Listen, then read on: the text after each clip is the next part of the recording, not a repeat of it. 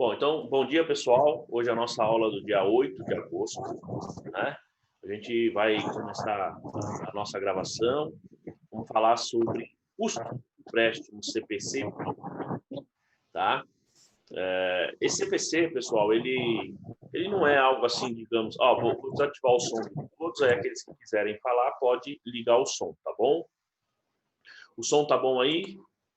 Tá todo mundo ouvindo bem? Beleza.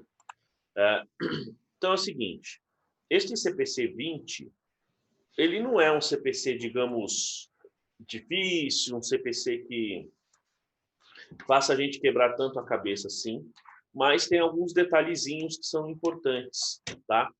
Esta norma, pessoal, ela é assim, você tem o CPC, você tem a norma, mas a Receita Federal, ela já seguia basicamente esse procedimento, tá? A Receita Federal, ela já tinha como assim, aceitava esse processo. Então, se você olhar digamos, você tinha uma norma de contabilidade que antes da emissão aqui do CPC que já falava sobre isso, né? E você tem a aceitação da Receita. A Receita dá um tratamento aqui. O que vai fazer diferença aqui, pessoal, é no lucro real, como sempre, tá? No lucro presumido e no simples, então, a contabilização, o registro desse processo que nós vamos ver aqui no CPC 20 não vai fazer muita diferença, tá? Ele não faz grandes diferenças na apuração de resultado. Quer dizer, não faz assim, né? Você não tem que fazer ajuste no lucro presumido ou no simples. Mas ele pode fazer diferença na apuração do lucro? Pode, tá? Ele pode fazer diferença sim, porque nós estamos falando de juros, nós estamos falando de despesas financeiras, e dependendo do montante que você está pegando aí em termos de empréstimo, dependendo do montante de juros que você vai ter que pagar aí mensalmente ou anualmente, como você queira fazer o cálculo, ele pode ter um impacto significativo no seu resultado, tá? Bom, basicamente, pessoal, fazendo um overview da norma, ele fala o seguinte, o que a gente faz quando você tem um financiamento, né? E esse financiamento ele tem despesa financeira. Você tem um financiamento ou um empréstimo e tal, ele tem a despesa financeira, certo? Você tem um encargo, vamos falar assim, financeiro. O que a gente faz com esse encargo financeiro? Como é que a gente contabiliza isso, pessoal? Para onde esse recurso vai? Esse gasto? É despesa? Não é? Ativo? É passivo? É o quê? Como é que a gente contabiliza isso? Assim, respondendo de pronto, para mim é uma despesa, é um custo financeiro. Custo financeiro, né? Muito bem. Depende. Depende. Então, é disso que trata essa norma, Solange. É justamente essa é a diferença, tá? Porque você tem determinadas situações que essa norma vai falar assim, ó, essa despesa financeira é custo do ativo. Então, você vai ativar essa despesa. Então, você pode ter... bom dia, Diogo, seja bem-vindo. Então, você pode ter, por exemplo, imagina, a gente vai ver o tipo do ativo aqui, tá? Mas, por exemplo, ele pode ser estoque. Então, se ele for estoque, então essa despesa financeira vai compor o estoque. Se for imobilizado, essa despesa financeira vai compor o imobilizado. Se for propriedade para investimento, até intangível, né? Então, cada um desses itens aí, se ele se enquadrar nesse processo aí que a gente está vendo, que a gente vai ver, então essa despesa seria despesa, ela não seria despesa financeira, nós teríamos que imobilizar, tá?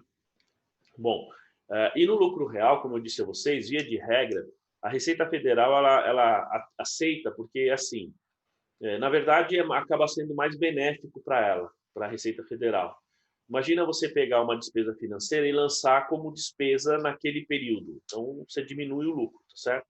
Quando você capitaliza, ou seja, quando você pega essa despesa e lança ela, reconhece ela como um ativo, como custo do bem que você está desenvolvendo, você vai abater do seu resultado só no futuro, junto com a depreciação ou amortização. Percebe? Então, de qualquer maneira, ele vai para resultado. Como ele é devido agora, então a Receita fala assim, ó, então você pode definir, você pode deduzir agora ou deduzir no futuro. Tudo bem, eu aceito os dois casos. Então, você lançando ou capitalizando, se a gente for pensar bem, for pôr na ponta do lápis, é até melhor para receitas, concorda? Porque você vai ter uma dedução da receita só lá no futuro. o que acaba ficando para a Receita mais vantajoso, né? Muito bem. Então, vamos ver aqui, ó. Vamos começar aqui. Então, vamos lá, pessoal. Nós temos aqui vou acertar aqui o nosso vídeo. Muito bem. Olha só. Então, bom, então esse aqui é o CPC 20, custos de empréstimos, tá? Só falar uma coisinha. Pessoal, aqui a gente não tem muitos slides, tá? Essa norma, quando você vai ler o CPC, ela é relativamente curta, não é uma norma, digamos, extensa, não é uma norma muito comprida, assim, com muito texto, porque é de fácil entendimento, tá? Então, a gente vai falar essa norma, talvez a gente até termine antes do meio-dia, porque depende um pouco da dinâmica aqui, né? Mas, assim, a gente vai fazer exercício. E pela experiência que eu tenho na aplicação desse CPC aqui, como a Solange sempre fala, o que pega é no exercício. Na hora que você vai fazer, é que surgem as dúvidas, né? E não tem jeito. Aqui tem alguns casos aí que a gente precisa pensar um pouquinho mais, tá?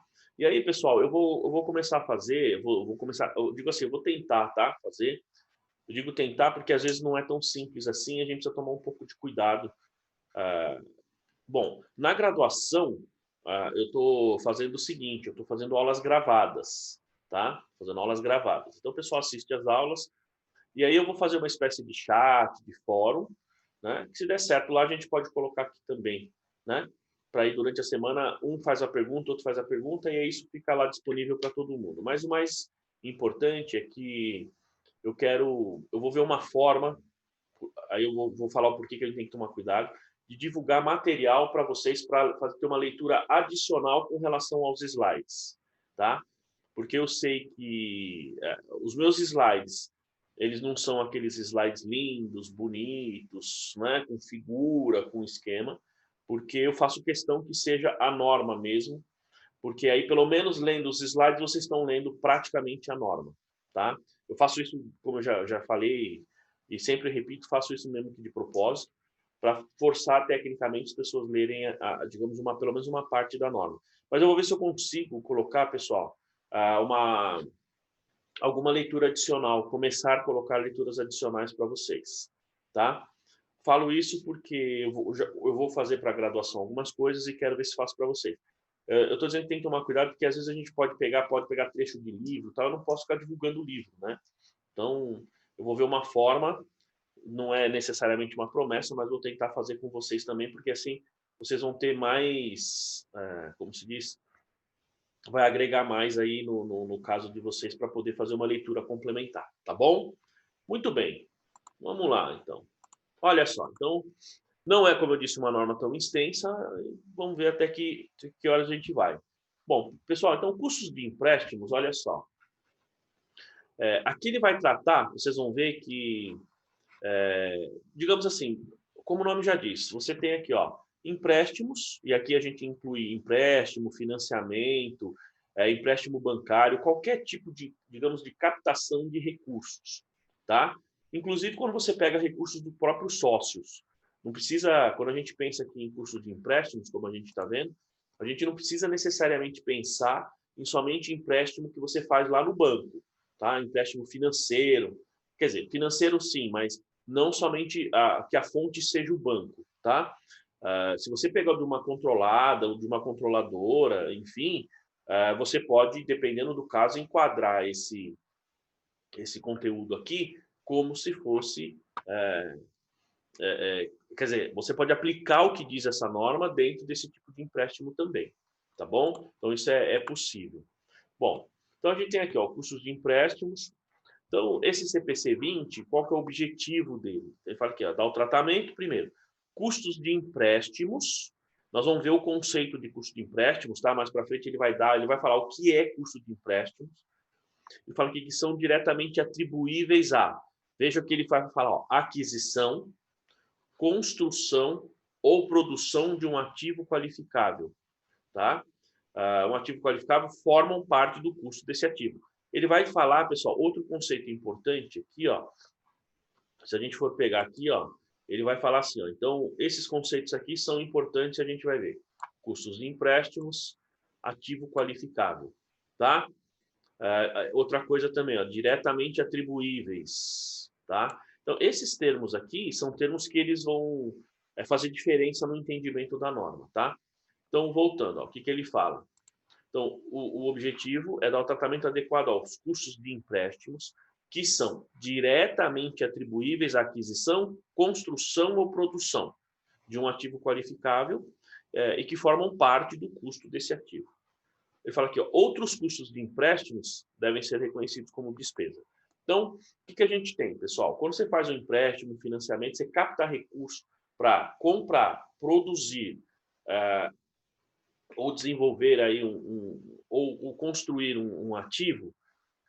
Claro que a gente vai ver ainda o que é um ativo qualificável, mas quando você tem recursos para esses ativos, e ele é diretamente, assim, você consegue identificar essa despesa financeira como a construção desses ativos, então ele não é despesa financeira. Agora, qualquer outro tipo de gasto que você tiver, que não seja ou que não esteja dentro desse, digamos, desse conceito, então efetivamente você lançaria como, reconheceria como despesa financeira, tá? Bom, aí tem aqui, ó, então, a entidade deve aplicar esse pronunciamento na contabilização dos custos de empréstimo. Pessoal, esses números que vocês vão ver aqui ao longo aí da apresentação, dos slides, é o número do tópico lá da norma, tá? Então, lá, se você for olhar a norma, esse aqui vai ser o tópico número 3. Vocês vão ver, eu vou mostrar para vocês, ó, tá vendo? Ó, tópico 4, 6, tá vendo? Então, tem alguns aí, alguns slides que eu colocava os números. Hoje eu não tenho colocado muito, mas só para vocês entenderem o que é esse número. Por isso que, às vezes, você vai ver, está para o lado, você vê que do 4 ele vai para o 6, e o 5? O 5 eu resumi ali, ou o 5 eu suprimi, às vezes, porque não é algo tão relevante, assim, é mais um comentário, às vezes, que o item faz, tá? Então, só para vocês entenderem este númerozinho aqui do lado. Bom, então vamos lá. Então, a entidade tem que aplicar esse pronunciamento, o CPC 20, na contabilização dos custos de empréstimos. Tá? Nós já vimos aí. Bom, fala aqui, ó, o pronunciamento não trata do custo real ou imputado a títulos patrimoniais, custo do capital próprio, incluindo ações preferenciais classificadas no patrimônio líquido. Então, o que ele fala aqui? Né? Ó, quando você pega aqui ó, o custo real ou custo imputado, ou melhor, aquilo que é o custo do capital próprio, por exemplo, eu posso fazer uma análise financeira e identificar o quanto custa para eu pegar capital ou para eu investir na empresa, tá certo? Então, é o que a gente chama lá de custo de oportunidade. Eu posso medir o meu custo de oportunidade. Perfeito. Ao fazer isso, pessoal, ao medir o custo de oportunidade, isso não quer dizer que esse CPC alcança esse processo. Não. Aqui, o que ele fala assim, por custo real, quanto custa eu ter ações dessa empresa? Quanto custa eu efetivamente comprar ações dela? Ou pegar recurso no mercado? Vale a pena, não vale a pena? Esse é um processo que a gente faz, é um processo analítico, um processo de análise, mas análise financeira, né? Análise, digamos, econômica, tal. Não é aplicado a esse CPC. Esse CPC exclui esse tipo de procedimento, porque aqui ele vai buscar aquilo que está digamos, no banco, assim, o que você precisa de recurso para construir algum item, tá bom? Então esse item está fora, ele não alcança. Outra coisa, ó, aqui um ponto importante, ó, a entidade não é requerida a aplicar este pronunciamento aos custos de empréstimos diretamente atribuídos à aquisição, construção ou produção de ativo qualificável mensurado por valor justo, como, por exemplo, ativos biológicos. Então, vocês vão reparar que o ativo biológico, por exemplo, ele é um ativo qualificável, tá certo? Ele é um ativo qualificável. Nós vamos ver o que é ativo qualificável, mas você tem determinados casos, por exemplo, uma floresta, por exemplo, como a gente falou lá no CPC 29, uma floresta que ela vai demorar mais de um ano para ficar pronta, ela vai demorar, se a gente falou, eucalipto é pelo menos 6, 7, 8 anos, 10 anos, né? O pinus a partir de 13. Então, veja que isso é um ativo qualificável. Mas esse CPC aqui, ele não alcança. Por quê? Porque, lembram que eu falei lá no CPC 29, ó, aqui é tudo medido a valor justo. Né? Então, como lá é mensurado a valor justo menos as despesas de vendas, então esse CPC aqui, ele não ele não alcança, por conta do processo de mensuração posterior, tá? Outra coisa, ó, aqui a gente também tem que tomar um pouquinho de cuidado com o conceito. Ó. Estoques que são manufaturados ou, de outro modo, produzidos em larga escala e em bases repetitivas. Pessoal, quem poderia explicar isso aqui? Ó? Estoques que são manufaturados ou, de outro modo, produzidos em larga escala e em bases repetitivas. Estoque produzido em larga escala, né? Modo repetitivo. O que é isso aí? Vocês sabem, não? Não? César? O tipo do estoque? Faz diferença. O tipo do estoque faz diferença. Não, mas, digo assim, roupa, essas coisas assim? Por exemplo, ó, vocês estão sentados aí num sofá aí, tá certo? Esse sofá é sob encomenda ou esse sofá compra na loja? Esse foi sob encomenda. Então, quando você faz sob encomenda, então ele não é feito em bases repetitivas. Tá certo? Agora, então, por exemplo... Na Casas Bahia, por exemplo, é repetitivo. Exatamente. Por exemplo, você falou de roupa, né? Então, pega essa sua camisa aí. Tá. Então, se você for na loja, você vai ter um monte de camisa lá, não vai? Sim. Então, veja, como é que se diz? A confecção, né? Eu estou meio esquecido hoje. A confecção, ela vai produzindo isso constantemente, em bases repetitivas, né? Certo. Assim como você pega, por exemplo, uma montadora de veículos. A montadora de veículos, ela produz carros em bases repetitivas, certo? Diferentemente, por exemplo, de algumas montadoras. Por exemplo, você pega uma Ferrari, por exemplo, você tem alguns modelos que são exclusivos, e aí não é base repetitiva. Mas você pega aí sei lá, que carro que a gente pode falar? Sei lá, um Fiat Toro, por exemplo, né? Um Fiat Toro. A Fiat está produzindo constantemente. Então, isso são bases repetitivas, né? Então, você pega aí esses produtos que são feitos, assim, que a fábrica vai produzindo e vendendo, vai produzindo e vendendo, entendeu? Essas são bases repetitivas. Aqui, nesse caso, quando ele fala aqui, ó, ele fala assim, ó, estoques que são manufaturados, ou seja, que são industrializados, né? Ou, de outro modo, produzidos em larga escala, de forma constante e em bases repetitivas. Ou seja, a fábrica está produzindo aquilo constantemente, repetindo todo mês aquele mesmo processo. Então, esse tipo de estoque está fora aqui do CPC 20. Nós vamos discutir um pouquinho mais esses casos aí, tá? Bom, então aqui a gente entra em alguns conceitos que são importantes para a gente entender o processo, tá? Ó, então, primeiro, o que é custos de empréstimo, pessoal? Então, o CPC, o nome dele é custos de empréstimo, mas veja o próprio conceito aqui, ó.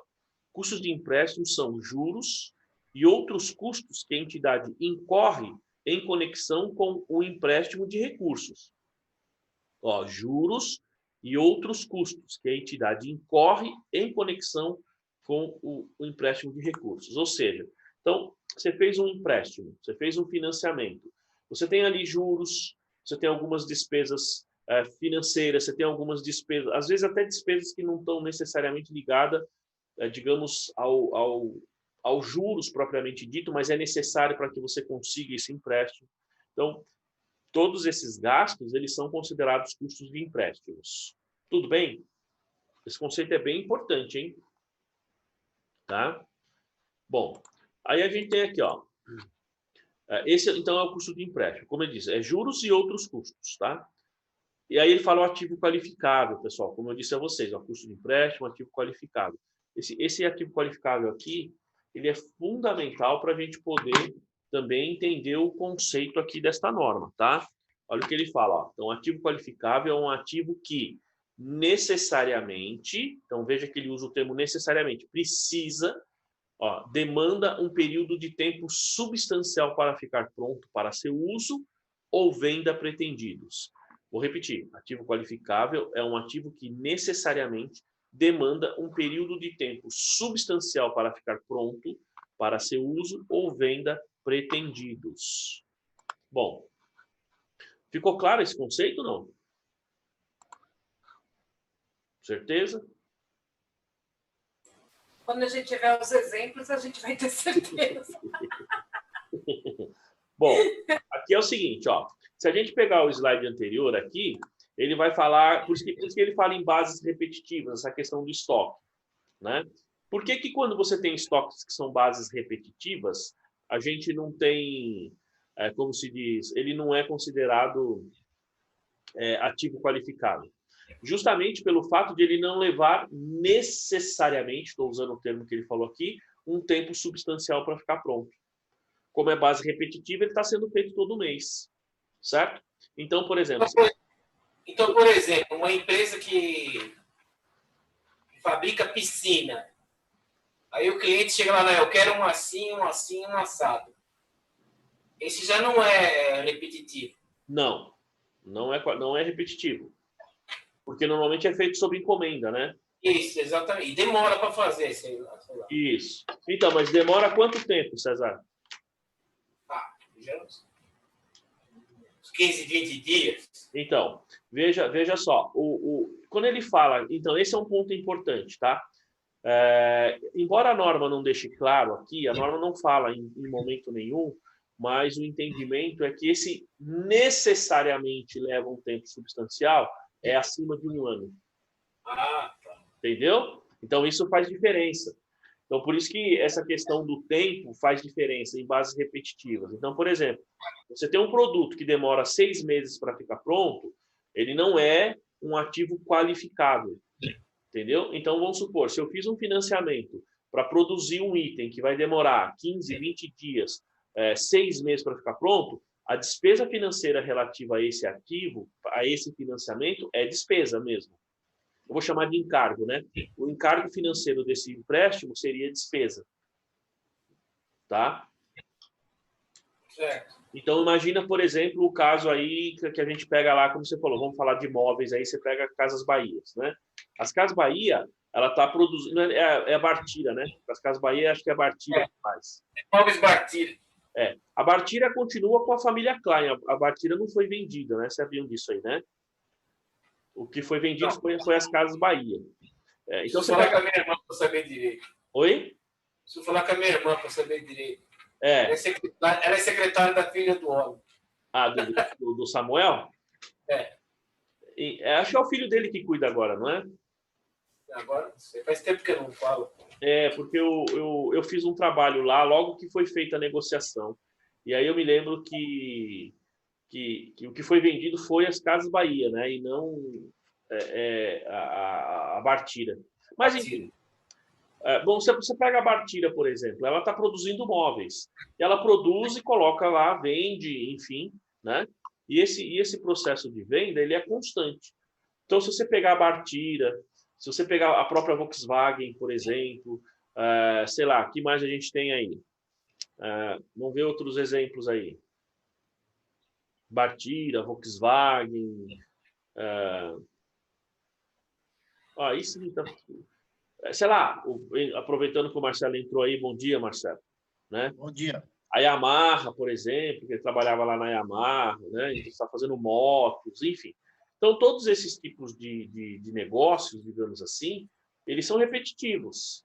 Então, se essas empresas pegam empréstimos ou fazem financiamentos para, digamos, para manter a produção, e muitas provavelmente acabaram pegando agora nessa época, esse encargo financeiro vai ser despesa. Por quê? Porque esses ativos não são ativos qualificáveis. Tá? Claro que aqui nós estamos dando exemplo de estoque, né? Estamos dando exemplo de estoque. Mas vocês vão ver que tem outros exemplos aí com relação a isso aí. Tá? Muito bem. Então, repetindo, porque isso aqui é bem importante. Custo de empréstimo são juros e outros custos que a entidade incorre. Aqui ele fala, em conexão com o empréstimo de recursos, ou seja, quando você faz o empréstimo, esses encargos eles estão ligados a esse empréstimo. Então, isso seria o chamado custo de empréstimo. E ativo qualificável, então, agora que a gente deu a explicação, é um ativo que necessariamente demanda um período de tempo substancial. Ou seja, esse período substancial entende-se acima de 1 ano. Tá? Para ficar pronto para seu uso, porque nós podemos estar falando de imobilizado, por exemplo, tá? Ou venda pretendidas. Bom, só um outro exemplo aqui. Imagina que eu esteja construindo a minha sede, tá? Estou construindo o meu, digamos, uma nova sede, vai ser um imobilizado, certo? Bom, aí eu faço um financiamento, então isso vai demorar 2 anos para ficar pronto, eu faço um financiamento. Os encargos financeiros desse financiamento, se ele for atribuíveis diretamente a este empreendimento, como ele vai levar 2 anos, então essa despesa financeira eu capitalizo. Tá? Eu tenho que fazer a capitalização dele. Ele vai entrar como custo do bem. Ele vai entrar como ativo. Bom, aqui, ó. Aí olha aqui que os encargos, os custos de empréstimos incluem, né? Então, eles incluem. Então, encargos financeiros calculados com base no método da taxa efetiva de juros. Então, isso aqui é importante, como descrito no pronunciamento técnico CPC 8, tá? Encargos financeiros relativos a arrendamento mercantil financeiro, reconhecido de acordo com o pronunciamento técnico, o leasing. Então, primeiro, se eu tenho, digamos, aqui ele fala, variações cambiais decorrentes de empréstimos em moeda estrangeira, olha que importante aqui, hein, ó, na extensão em que elas sejam consideradas como ajuste para mais ou para menos do custo dos juros, tá? Bom, aqui ele vai entrar em outro item, mas vamos voltar, ó. Então, o que o custo de empréstimo inclui?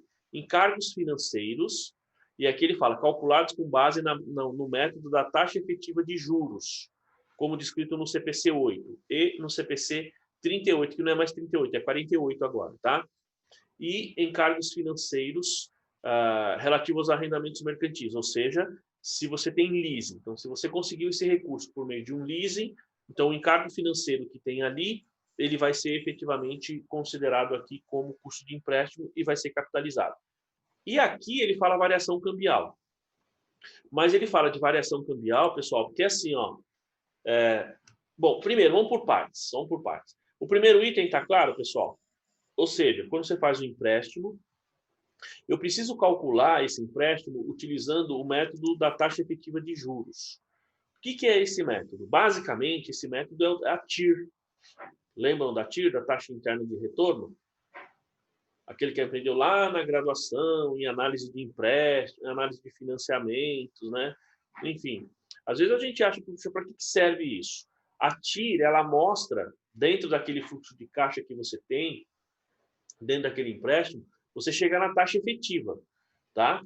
E aí você vai amortizar, você tem um método, vamos ver se a gente faz exercícios com relação a esse método. Você tem uma amortização específica e ali você apura os juros. Por que a gente fala da taxa efetiva, pessoal? É muito comum para quem já fez empréstimo, não sei se vocês já tiveram essa curiosidade, você, por exemplo, há um tempo atrás, estava muito comum o cara falar assim, você vai comprar um carro, você tem, a taxa de juros é 0,98. Não é isso? 0,98. Ou falava assim, é sem juros. Tá bom. Só que na hora que você pegava o financiamento, você vê que tem juros ali. Tem juros naquele financiamento. Ele fala, mas espera aí, não é 0,98? Aí você faz o cálculo, é 1,5%.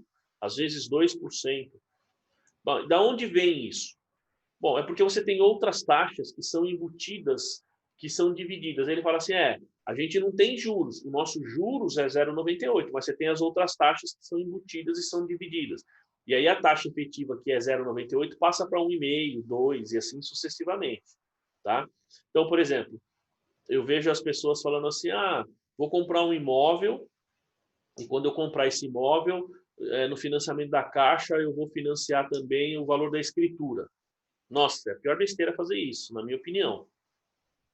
Você vai gastar em média 5% para 5%, 6%, é mais ou menos a média, do valor do imóvel para você tirar a escritura, tá? Então, falar assim, se você tem um imóvel de 100 mil, eu tirei uma escritura há um tempo atrás, o valor acho que era 180 mil, a gente pagou acho que uns 5 mil, 6 mil, uma coisa assim, né? Então, você vê que dá uma média entre 3% e 5% do valor do imóvel, tá? Agora, você pega 3% do valor do imóvel e divide em 30 anos, certo? Porque ele vai te cobrar juros em cima disso, porque é como se ele estivesse fazendo um outro empréstimo. Então, esse valor que seria, sei lá, 5, 6 mil, ele passa para 30, 40 mil, certo? Dependendo do caso, você compra um outro apartamentinho aí bem pequenininho para você alugar, só dos juros que você tem para tirar a escritura. Então aí a taxa de juros, que o cara fala assim, você está financiando pela Caixa, é 7%. Mas quando ele inclui esses valores, esse financiamento de 7 vai para 8, 9, 10. Percebe? Então, você tem uma diferença entre a chamada taxa nominal e a chamada taxa de juros. Desculpa, a taxa efetiva de juros. A taxa nominal é o que está no seu contrato. E o que é interessante, né, pessoal? Quando você fala assim, eu tenho um financiamento, eu vou pagar à vista. Eles trazem a valor presente, não fazem isso? As financeiras trazem a valor presente, certo? Só que eles trazem pelo valor nominal. Ele vai pegar o valor do seu contrato e traz o valor presente. Quando ele calculou para você começar a pagar as parcelas, ele fez isso com o valor, com a taxa efetiva. Entendeu? Então, se você pegar a parcela e trazer a valor presente, dificilmente vai dar o mesmo valor para o banco. Por isso que a gente fala assim, puxa, mas o banco, que diferença é essa? A diferença vem justamente desse procedimento que o banco utiliza, né? Ele faz pelo cálculo da taxa efetiva e se ele for trazer a valor presente, normalmente ele traz a taxa nominal, tá? Muito bem. E isso dá uma diferença enorme, tá, pessoal? Então, esses dois casos que nós vimos aqui, ó, tá? Ele dá uma... então, esse encargo financeiro com base no método da taxa efetiva, ele faz uma diferença enorme. Nós vamos fazer exercício com relação a isso. E aqui são os encargos financeiros que estão lá dentro do leasing, tá? E aqui, pessoal, ó, esse item também fala, variações cambiais decorrentes de empréstimo em moeda estrangeira. Muito bem. Aqui a gente tem que tomar cuidado. Foi uma coisa que eu falei lá no imobilizado, fazia parte de uma daquelas questões, né? Que a gente tinha, eu lembro que era a alternativa C e a alternativa B e a alternativa C. Um dava 33, um dava 35, outro dava 36. Vocês lembram?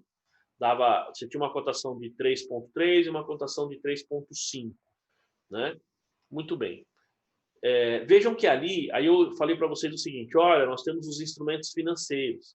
Então, quando você tem um item que é monetário, que é o caso de empréstimo, financiamento, por exemplo, você pode ter variação cambial. Esses itens sofrem variação cambial. O imobilizado não tem, porque ele é um item não monetário. Lembra que eu falei sobre isso?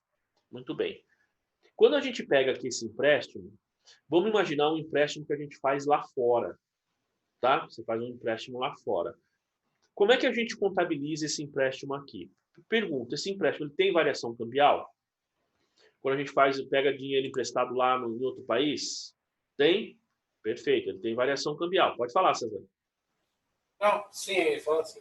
Sim, mas é o seguinte, como é que a gente calcula os juros desse empréstimo tomado lá fora? Como é que é, Daniele? Bom dia, Daniele, tudo bem? Bom dia.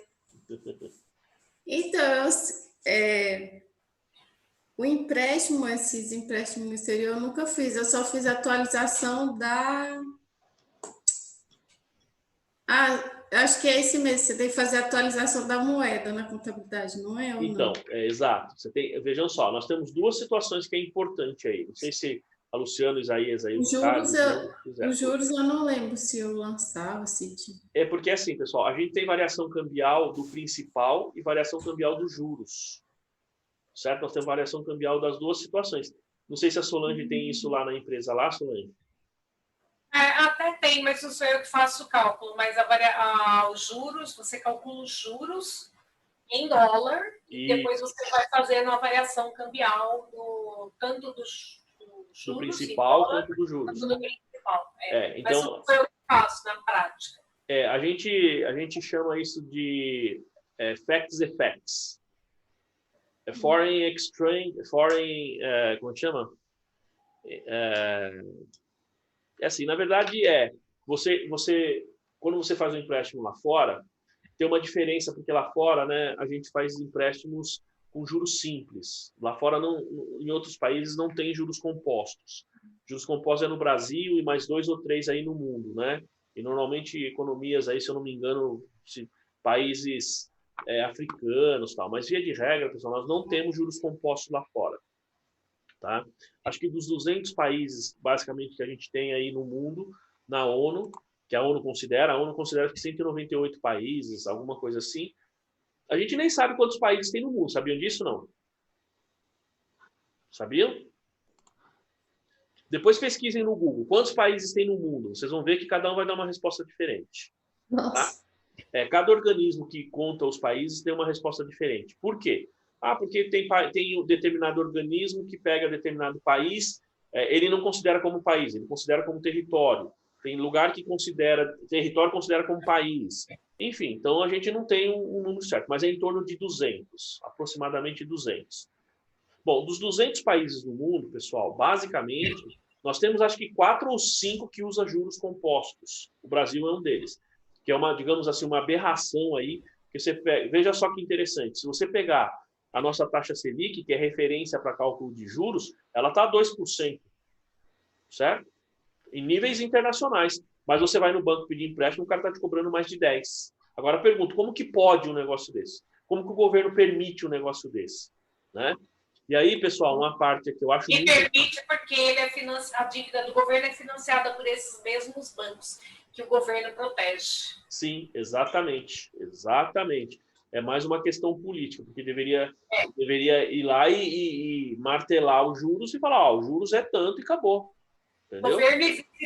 O governo existe para proteger a sua população, né? A sua nação, né? Mas, na prática, eles trabalham pelo dinheiro só. Exatamente. Protege o bolso deles, né? Oi? Protege o bolso deles. Exatamente. O interessante, até perdi o que eu ia falar aí, mas... Desculpa, o senhor estava falando dos juros, né? Não, é isso mesmo. Não, é que eu ia fazer um comentário... lembrei. É que eu ia fazer um comentário à parte aí, que é o seguinte, eu acho muito engraçado, né, quando você vê propaganda de banco falando que está ajudando as pessoas. Não, nós estamos ajudando você, nós estamos ajudando o empresário, nós estamos fazendo... Para mim é tudo mentira. Né? Eu acho... Eles são agiotas em acordo com a lei, protegido pela lei. Né? Eu acho impressionante. Ele só não mata, né? Deixa você um pobre. Como não? Às vezes mata sim, porque às vezes você não tem o que comer, às vezes você não tem dinheiro para pagar aluguel, você vai no banco e assim, o banco é o seguinte, o banco é como se ele te desse um guarda-chuva. Tá? Não, você precisa, mas eu não preciso. Não, mas pode ficar com o guarda-chuva é seu. Na hora que começa a chover, que é o momento que você precisa, ele vai lá e tira o guarda-chuva de você e deixa você lá na chuva. Entendeu? Ele te dá um monte de linha de crédito, porque você não usa. Porque na hora que você fala, eu preciso do dinheiro, ele corta essas linhas de crédito, porque você é de alto risco. Professor, lá no meu trabalho, a mulher da cozinha, né? Ela não entendia muito dessas coisas de cheque especial. Aí ela viu lá, na inocência, o dinheiro para usar, usou o cheque especial. Quando foi no dia do pagamento, o banco comeu o dinheiro dela todo, ela ficou sem pagamento. Exatamente. Entrou no cheque especial, é difícil sem pagar sair. As contas, mas é assim, eles pegam pessoas que não têm muito entendimento, né? Ela não é uma pessoa igual a gente tem entendimento, vai lá, reclama com o banco, não gasta o dinheiro. Ela não tinha muita essa noção, aí chegou o pagamento, o banco comeu, não paga as contas, né? Não paga aluguel, não compra nada. O problema, Daniela, é que às vezes você tem o entendimento, mas você não tem você tem a necessidade, você precisa do dinheiro, você acaba usando. E às vezes ela também não tem a noção da quantidade dos juros, que o juros é absurdo, né? Nossa, é absurdo. Enfim. Teve uma vez que eu acho que pegou... não era nem R$2. Era um valor bem pequeno, né? Que ficou negativo na conta. Eles consideraram cheque especial, cobraram R$60 depois. Não foi nem 2 dias. Então, veja que quando você está fechando a contabilidade lá, vocês pegam lá o extrato do cliente. Aí os bancos têm aquelas aplicações automáticas, não tem? Aí você vai ver lá os juros. 9 centavos, 10 centavos, não é isso? Eu estou falando de valores altos, viu? Valores altos. Eu tenho um cliente aí que ele tem saldo na conta acima de R$100 mil na conta corrente, que ele gira muito.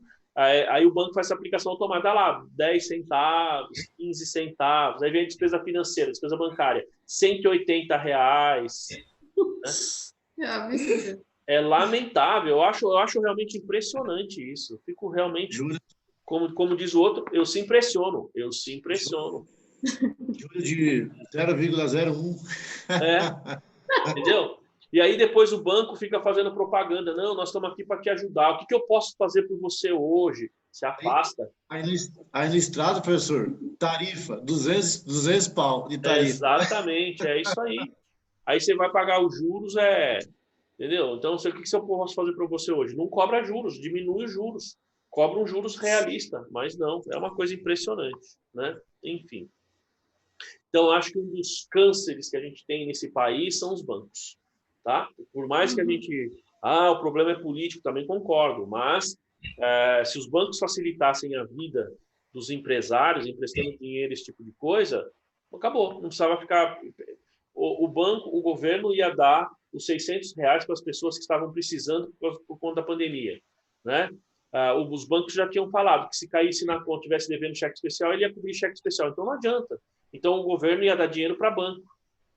É um absurdo, né? Mas eles estão dando dinheiro para o banco, né? Porque o banco está demorando para repassar para as pessoas que precisam, eles estão trabalhando com esse volume de dinheiro. Sim, exatamente. Porque, na verdade, é isso que está acontecendo. Eles estão... E outra, por que dar o dinheiro para o banco que tem o pior sistema digital que existe no país, que é a Caixa Econômica? A Caixa Econômica é péssima. Então, por quê? Para criar dificuldade mesmo, para fazer... É um acordo de cavalheiros, e o povo que se dane, né?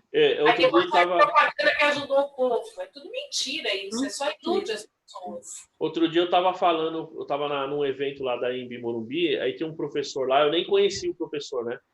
Aí estamos lá, só os professores na salinha lá, antes de começar. Aí o governo tinha soltado uma nota naquele dia, naquela semana, que ele estava pensando em privatizar o Banco do Brasil, né? Foi no meio do semestre passado isso daí. Vamos privatizar o Banco do Brasil, tal. Não, minto, foi no começo do semestre.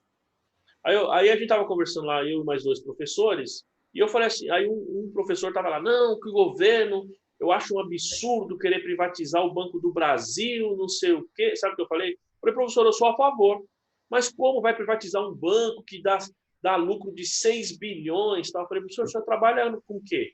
Ele falou, eu trabalho no Banco do Brasil. Eu falei, então é por isso que o senhor não quer que privatize. Mas eu não sou funcionário do Banco do Brasil e eu acho que deveria privatizar. Mas por quê? Porque Banco do Brasil é banco para financiar o povo. Ele não deveria cobrar juros igual aos outros bancos. Ele deveria cobrar juros, por exemplo, vai fazer um financiamento para imóveis, deveria ser 2%, 3%, e não 7%, 8%, 9%, como cobra qualquer banco. O cheque especial deveria ser menos da metade do que cobra. Se o banco é do Brasil, Caixa Econômica Federal, ele é um banco do governo para ajudar o povo e ele cobra as mesmas taxas que outros bancos cobram, não tem finalidade. O governo não tem que ter banco. Certo? Enfim, né? O cara ficou bravo. E a Caixa também, né? Fica naquela ilusão lá de que cobra menos juros. É a mesma coisa, não mais. E as pessoas vão por causa da divulgação, né? Exatamente. Bom, então, nesse caso dos empréstimos, pessoal, voltando aí, né? Já desabafando, né? Agora vamos voltar aí, né? Bom, então o caso dos empréstimos funciona assim. Né, Cesar? Já demos aí um desabafo, né? Já estamos mais aliviados. É verdade. Bom, o problema não foi resolvido, não será. Não será, não será. Por isso que não adianta, viu? Não adianta, viu, Solange? Eu fiz um videozinho, depois até preciso fazer umas edições lá, mas eu coloco no grupo se vocês quiserem. É um vídeo cristão, evidentemente. Eu falo sobre o capítulo 3, versículo 9, quando Paulo escreve para Tito, né? Ele fala o seguinte: não entreis em discussões tolas e discussões vãs acerca da lei, porque isso não te acrescenta nada. Tá certo? Claro que quando Paulo falou isso, ele estava falando sobre os judeus na época, que ficavam discutindo a lei mosaica, os detalhes da lei e tal, esse tipo de coisa, tá? Mas, se nós trouxermos isso para os nossos dias atuais, o que acontece? A gente fica discutindo, não, porque o governo vai fazer isso, porque o governo vai fazer aquilo. Não vai mudar nada na minha vida. 8 da manhã nós estamos aqui tendo aula do mesmo jeito. Né, Marcelão? Nós continuamos com o mesmo problema com o cara lá que não quer que registre imobilizado, não é? Não é verdade? Continua do mesmo jeito, não tem jeito. Não muda, pode ser o governo do PSDB, pode ser o governo do PT, pode ser o governo do Bolsonaro. Eu vou ser sincero, antigamente eu falava muito de política. Hoje em dia, não quero nem... Faço até alguns comentários, mas antigamente eu discutia, debatia. Hoje em dia, não perco tempo, não vale a pena. Realmente, são coisas que não agregam. Como a Solange falou, não vai mudar o nosso dia a dia, infelizmente. Isso não dá cabeça para ninguém. O que a gente tem que fazer é a gente sair desse país e ir para outro país e acabou. Mas eu acho... Você já eu não tenho essa ilusão, não. Você sabe que é tudo a mesma coisa. Eu acho que todo país tem os seus problemas, né? Então, Sim, concordo. Eu gosto do Brasil. Concordo, mas, por exemplo, Europa, Estados Unidos, o seu filho só paga a faculdade. Da creche até a faculdade é tudo financiado pelo governo. Você entendeu? O que a gente tem que fazer é não colocar mais dinheiro em banco. Isso. Aí seria bom. Põe embaixo do colchão. Aí eles não pedir, pelo amor de Deus. Mas eu vou falar uma coisa, hein? Se o governo, César, aprovar essa forma de tributação pelas operações eletrônicas, isso vai acontecer com muito mais frequência. Quando tinha CPMF. Se vocês lembrarem da CPMF, as pessoas faziam cheque, né? E aí as pessoas simplesmente iam passando cheque, repassando, para não depositar no banco, para não pagar. Você vai ver que isso vai voltar a acontecer. Tenho quase certeza. Né? Mas, enfim. Bom, então voltando aí ao empréstimo. Quando a gente faz um empréstimo lá fora, primeiro, lá é juros simples. Segundo, nós temos que pegar o valor do empréstimo na moeda estrangeira. Vamos supor que o nosso empréstimo aqui é em dólar. Então, a gente vai pegar o empréstimo em dólar. A gente calcula os juros em dólar. Tá? E aí você tem a parte do principal e a parte dos juros em dólar. E aí você faz a variação cambial. Então, o que ele diz aqui nesse ponto? Que a parte do principal que você paga, a variação cambial do principal é despesa financeira. A variação cambial dos juros, aí você pode capitalizar. Entenderam? Vou repetir aqui para vocês. A variação cambial decorrente de empréstimos em moeda estrangeira, ele fala, na extensão em que elas sejam consideradas como ajuste, variação cambial positiva ou negativa, do custo dos juros, então ela faz parte da capitalização, você tem que considerar como custo de empréstimo. Qualquer outro tipo de variação cambial, despesa financeira. Ficou claro, pessoal? Olha aqui, ó. Então, quando a gente fala desses ativos qualificáveis, dependendo das circunstâncias, um ou mais dos seguintes ativos podem ser considerados ativos qualificáveis. Então, eu tenho um ativo qualificável que pode ser o estoque, uma planta industrial, ou seja, a sua fábrica, usinas de geração de energia, ativos intangíveis, propriedade para investimento. Tá? Então, quando a gente fala os exemplos que eu usei aqui com vocês, nós usamos exemplos de estoque, basicamente. Né? Falei com o César da camisa, do móvel, quando você tem lá veículos. Então, nós estamos falando de estoque. Mas também a gente tem isso para, como se diz, imobilizado, intangível, propriedade para investimento. Estou construindo um hotel. Tá? Então, nós já vimos que hotel é imobilizado, não é isso? Né? Hotel é imobilizado, enfim. Então, aquele imóvel que vai ser feito hotel, eu faço um financiamento. Então, se eu faço um financiamento, essa despesa financeira faz parte desse ativo. Eu vou ter que imobilizar esse valor. Tá certo? Então, ele tem vários itens aqui que compõem a propriedade, custo de empréstimos e não necessariamente só estoque. Tá? Aqui ele fala... continuando nos conceitos, né? Então, ativos financeiros e estoques que são manufaturados ou, de outro modo, produzidos ao longo de um curto período de tempo não são ativos qualificáveis. É como a gente falou, o caso, por exemplo, dessa produção contínua. Então, ele fala aqui, por que ele fala ativos financeiros, pessoal? Ativos financeiros, ele está falando de contas a receber, por exemplo, aplicação financeira, porque esses itens eles são mensurados a valor justo.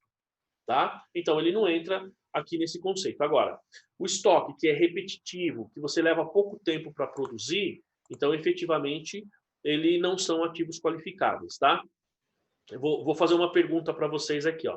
Ativos que estão prontos para seu uso ou venda pretendido quando adquiridos não são ativos qualificáveis.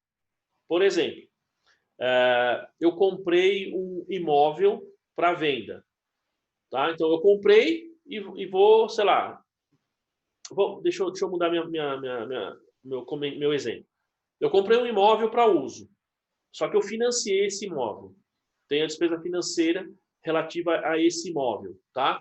Então, comprei para fazer o meu escritório. Pergunto, a despesa financeira referente a este imóvel é ativo qualificável? Desculpa, esse ativo é um ativo qualificável, ou seja, pego a despesa financeira e lanço como despesa ou como ativo imobilizado? O que vocês acham? O pessoal que está sem a imagem aí também pode escrever no chat aí. Vocês acham... financeira, não? Oi? Despesa financeira? Despesa financeira, Solange? É ativo, não é? Porque se é para uso, eu comprei o imóvel para uso. Não, despesa financeira. Mas por quê? Então eu não... Vamos lá. Eu acho que não ficou claro a diferença. Isso, olha só. Porque quando você compra esse imóvel, embora ele seja para uso, o ativo que estão prontos, tá? Então, o ativo qualificável, Solange, ele só você está formando. Exatamente. Ah, tá bom, agora entendi. Tá certo? Então, essa é a diferença. O Diogo está perguntando, e se estiver na planta, já entra como qualificável? Sei lá. Vamos pensar um pouco, né? Porque é o seguinte. É que aí vai depender um pouquinho, né, de quanto tempo ele vai ficar pronto, tá? Se ele levar mais de um ano, o que normalmente leva, então eu entendo que seria um ativo qualificável. Tá, Diogo? Então, por exemplo... Oi? Quando é assim, você não vai montando o valor do bem, não? Então, exatamente. Você vai... À medida que você vai pagando as parcelas, tá? Vamos supor, isso se foi financiado, né? Se foi financiado. Vamos supor, eu tenho um imóvel que eu estou comprando na planta. Ele vai levar mais de um ano para ficar pronto. Então, eu já tenho a primeira característica aí, eu já tenho aí, em tese, um ativo qualificado. Se eu fiz um financiamento para comprar esse bem, ele vai demorar um tempo para ficar pronto? Se eu paguei à vista, não, porque eu não tenho despesa financeira, certo? O valor que eu paguei, ele vai ser imobilizado e acabou. Agora, à medida em que eu vou pagando as parcelas, essa despesa financeira eu vou efetivamente lançando como custo da construção desse bem. Então, ele seria um ativo qualificável e a despesa financeira seria imobilizada. Tá claro ou não? Beleza? Tá bom. Ó. Deixa eu ver aqui, ó. Deixa eu fazer uma pergunta aqui para vocês. Né? Eu disse que ia fazer uma pergunta. Então, eu fui lá e comprei um carro. Tá? Fui lá na loja, comprei um carro numa concessionária e financiei. Tá? Vai ser um ativo imobilizado. Pergunto, a despesa financeira desse veículo, desse financiamento, o encargo financeiro é despesa financeira ou coloco no valor do veículo? O que a gente faz? Para mim é despesa financeira. Despesa financeira. Diga lá. Solange, César? Oi? O carro está pronto. Se o carro está pronto, é despesa financeira. Despesa financeira, perfeito. Agora, eu fui lá e comprei uma Ferrari. O cara vai me entregar daqui 2 anos. Certo? Fiz um financiamento para comprar uma Ferrari que o cara vai me entregar daqui 2 anos. Esse encargo financeiro desse empréstimo, desse financiamento, é despesa financeira ou faz parte do valor do veículo? Pergunto, essa Ferrari, ela é um ativo qualificável ou não? Eu fico imaginando que empresa ia ter um ativo qualificável, uma Ferrari. Eu acho que é o esquema lá do Marcelo, é para o sócio. Não, aí vai qualificável, né? Para visitar cliente. Ela vem de cachorro quente lá no calçadão de... Né? Então, não, eu concordo com o Diogo, ao que o Diogo respondeu. Ele tem razão. Ele fala assim, as coisas da Fórmula 1, por exemplo. Né? Você pode ter lá... Você pode ter uma concessionária que você quer expor o carro, esse tipo de coisa. Então, né, se você pega ali na Avenida Europa, ali nos Jardins ali, você tem aquele monte de loja que só tem carrão. Lá você tem Bugatti, você tem, como é que chama? Você tem Ferrari, você tem McLaren, você tem os carros. Então, o cara muitas vezes deixa lá para exposição, para incentivar a compra de outros carros. Né? Então, é assim, É como o Marcelo falou, não dá para comprar para ir visitar meu cliente, né? Enfim. Depende, se eu vendo esse tipo de carro, né? Depende. Agora é o seguinte, é ativo qualificável ou não? Eu acho que sim, porque se o cara não entregar, né, o carro, então Não, você mas vai... isso não tem a ver, viu, Daniel? Não? Isso não está atrelado ao risco de entrega ou não. Está atrelado se ele vai demorar mais de um ano para ficar pronto. Então é ativo qualificável. Tá bom. Quanto tempo demora para construir O uma cara vai Ferrari? montar o carro.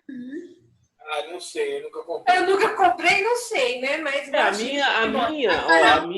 Fusca, imaginou a Ferrari. a minha Ferrari, eu acho que demorou aí mais de um ano para me entregarem. Aí sim.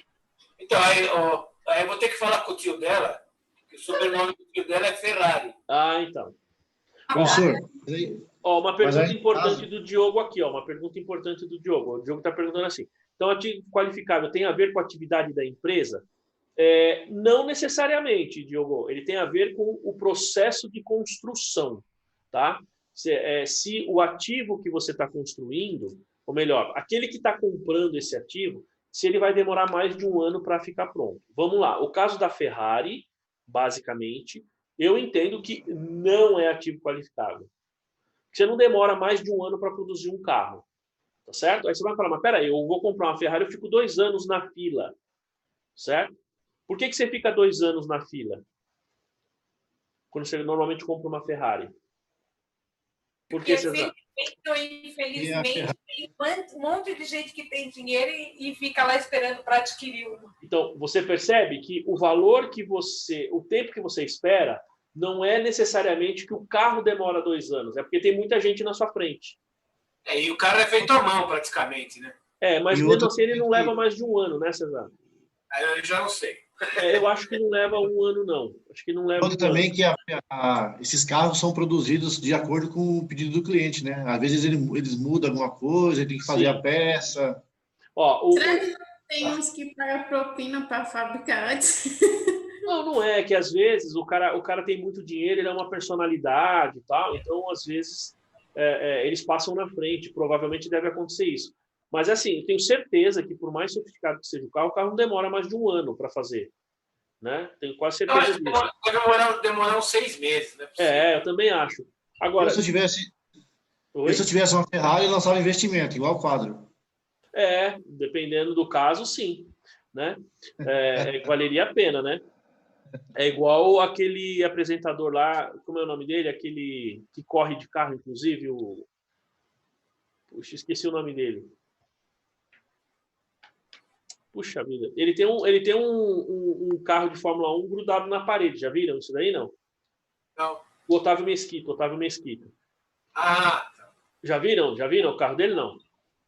Não cheguei a ver. Ele ganhou um carro de Fórmula 1, né? Ele era amigo de um piloto de Fórmula 1 lá, se não me engano, enfim. Aí ele ganhou o carro. Depois que terminou a temporada, o cara deu para ele.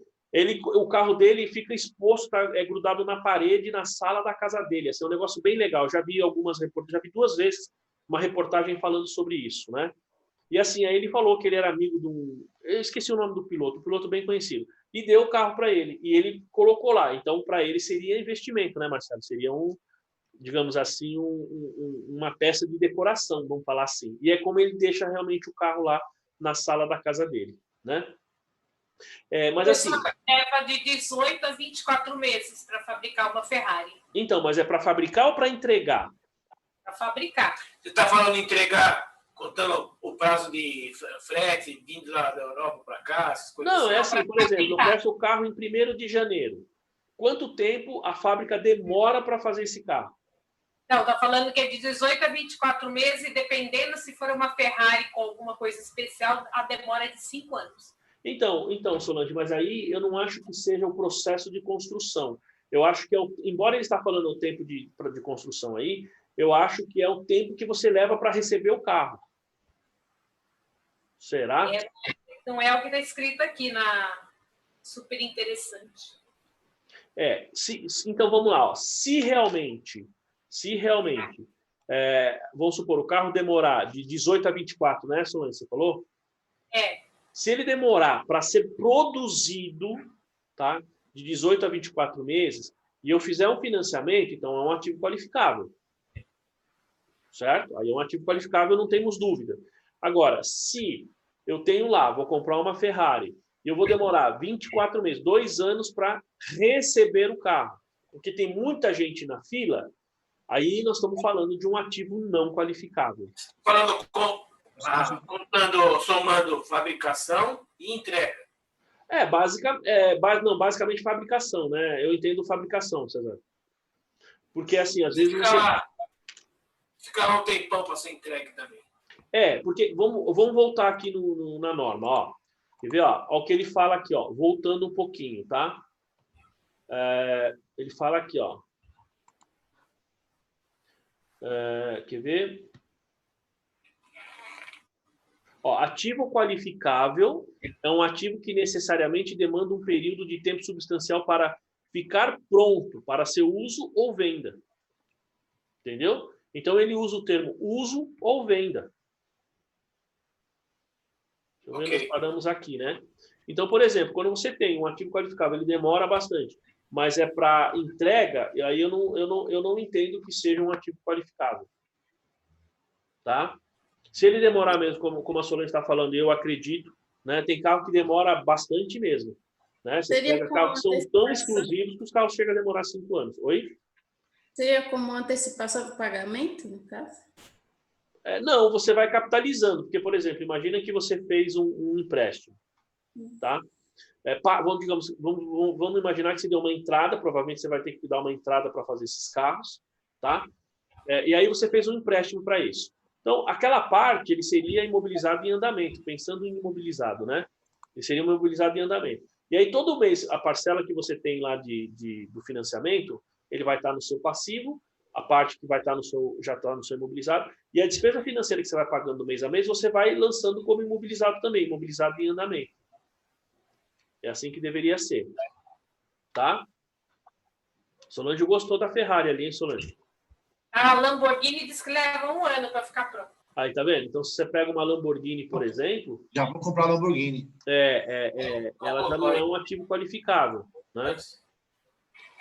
O Lamborghini, ele fazia tratores, não é isso? Fazia tratores.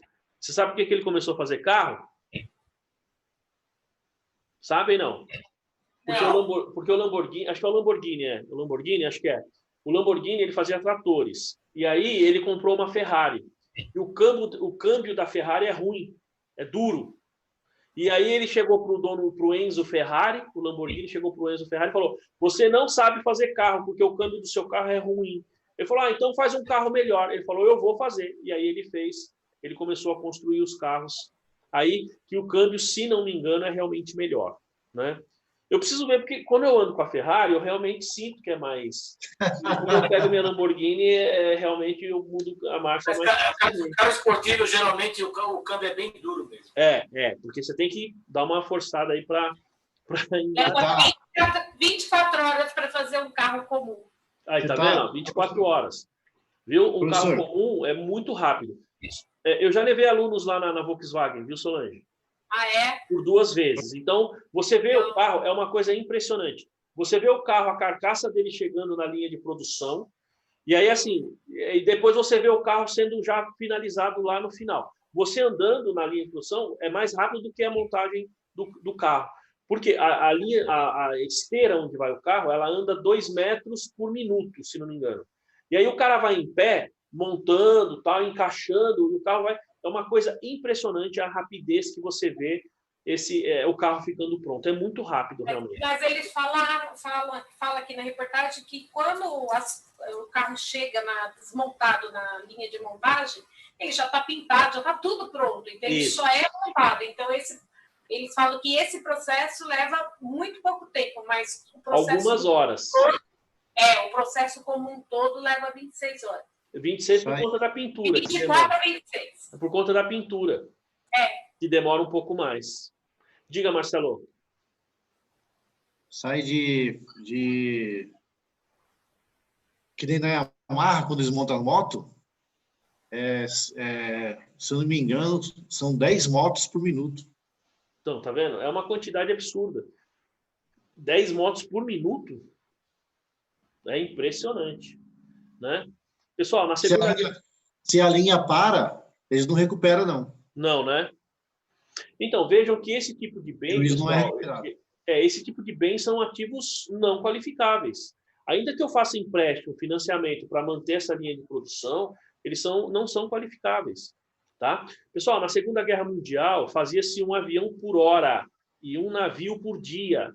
Era o que era produzido na época da Segunda Guerra Mundial. Imagina um avião por hora e um navio por dia. Essa era a quantidade média que se produzia, né? Dada a quantidade. Claro que isso no mundo, né? Dada a quantidade. Era uma coisa absurda. Imagina se produzir um avião por dia. Você vai na Embraer, só a questão do projeto demora em média 8 meses, 9 meses. Mas ali talvez uma questão de necessidade, né? Ah, sim. Né? Com certeza. Não tinha nada, era só a carcaça para jogar bomba e pronto. Não, mas mesmo assim, né, Cesar? Fala a verdade. Mesmo assim. Se você pensar, é muita coisa. É muita coisa. Era mais difícil a tecnologia também, Não sei né? Não sei se você já viu a linha de montagem de moto, elas vêm de 2 em 2. Elas vêm de 2 em 2. Fica um montador de cada lado. Ah, entendi. Eu já vi algumas vezes na TV. Só para colocar aqui, fazer uma colocação. A gente se mata, né, para dar uma boa imagem para a nossa carreira. Aí, camarada aí, igual esse que aconteceu ontem, né? Eu vi. Em Valinhos, o cara xingou lá o motoboy, e o cara não é contabilista? Que coisa chata, hein? Eu vi também.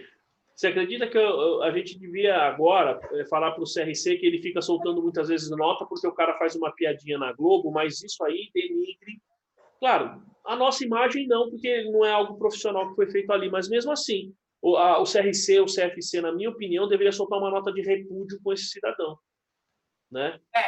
Deveria A gente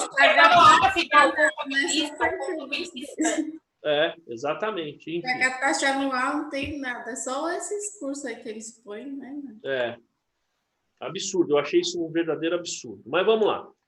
Bom, então, nós falamos aqui então, que esses ativos financeiros, esses estoques que são manufaturados, então, nós estamos falando aqui, como o Marcelo falou, você pega o carro, a moto, que são feitos em grande quantidade, né? Ou de outro modo, são produzidos ao longo de um curto período de tempo, não são ativos qualificáveis. No caso da Ferrari. Porque você tem 2 tipos de Ferrari também, né? Aquelas que são produzidas em escala, e aí não é ativo qualificável. E essas que você fica na fila, que demora. Que são feitas à mão, não sei o quê. Então, essas daí seriam ativos qualificáveis.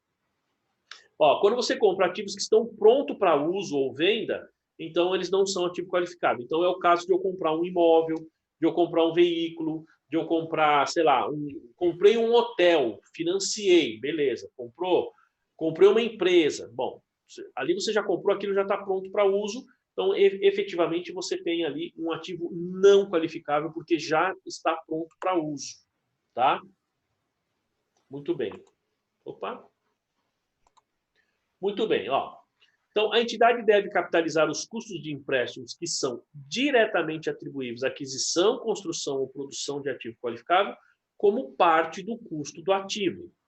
Tá? Então, a entidade deve reconhecer os outros custos de empréstimo como despesa no período em que são incorridos. Este aqui é o ponto-chave que nós temos na norma. Tá? Ou seja, se eu tenho um ativo qualificável e eu tenho um empréstimo ou um financiamento que é diretamente atribuível à aquisição, construção ou produção desse ativo qualificável, a despesa financeira, quer dizer, o encargo financeiro vai ser qualificado e vai ser classificado como ativo, como parte do custo do bem. Se ele não é um ativo qualificável, despesa financeira. Basicamente é isso que a norma trata, é disso. Então, por isso que eu falei, o conceito de ativo qualificável é fundamental. E o custo de empréstimo. Então, você tem um ativo qualificado, ele tem despesa financeira. O que eu faço com essa despesa financeira? Se o ativo for qualificável, que são essas características que a gente está discutindo, imobilizo ou lanço no estoque. Ou seja, eu vou chamar assim, eu capitalizo, né? Eu vou ativar. Se não, eu vou lançar como despesa. Tudo bem? Gente, aqui, se você for olhar o CPC da pequena e média empresa, a gente tem uma seção específica que trata de custo de empréstimo. Então, aí para aqueles que têm os clientes e eles estão classificados como pequena e média empresa. Se você tiver e usar o CPC da pequena e média empresa, então esse CPC aqui não se aplica para pequena e média empresa, porque lá ele diz o seguinte: para pequena e média empresa não tem ativo qualificável. Qualquer financiamento é despesa financeira. Tá? Então, essa é a diferença entre o que diz a norma da pequena e média empresa e o que diz a versão completa do CPC. Se for pequena e média empresa, despesa financeira. E aqui, gente, ó, quando eu falo pequena e média empresa, eu não estou falando pelo tamanho, pelo faturamento, não. Estou falando pelo tipo de norma que você decidiu utilizar na sua empresa. Tá? Eu posso ter uma empresa com 10 funcionários, faturar, sei lá, R$2.000 por mês, e eu decidi usar a versão completa do CPC. Você pode fazer isso? Pode. Então, se você decidir usar a versão completa, então você tem que aplicar o que diz o CPC 20. Agora, eu tenho uma empresa grande. Ela é grande, mas pelo CPC, ela é considerada uma pequena empresa. Então, eu tenho que aplicar o que diz o CPC da pequena e média empresa. Ou seja, eu não tenho custos de empréstimo. Ele vai ser lançado como despesa financeira. Tá bom? Muito bem, vamos adiante. Ó, então, ela tem que capitalizar esses custos, né? E caso não seja, então, despesa financeira.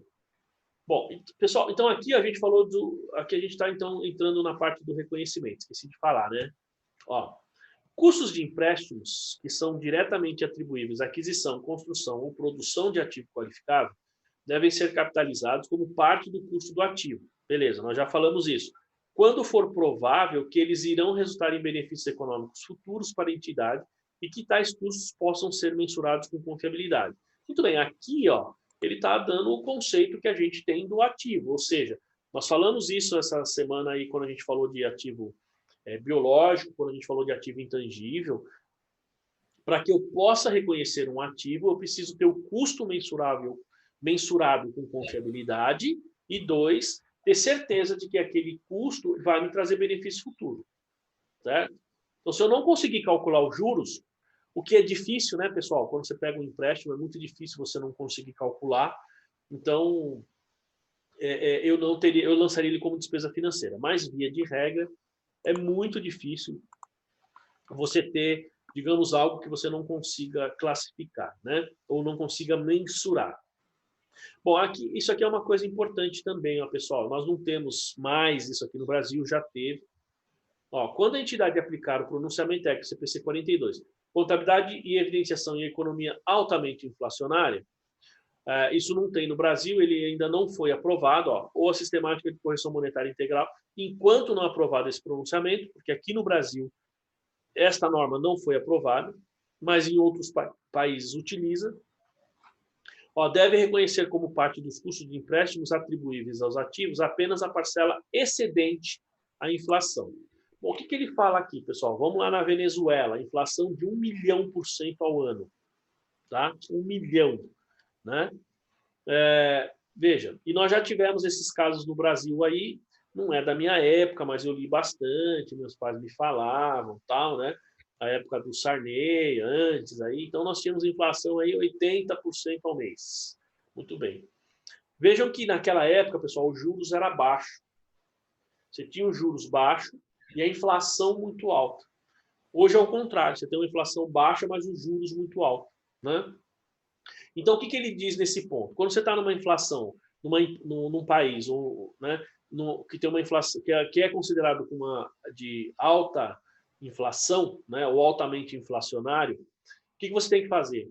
Aquilo que você vai considerar como juros ou como custos de empréstimos é só aquilo que excede a inflação. Por que o que excede a inflação?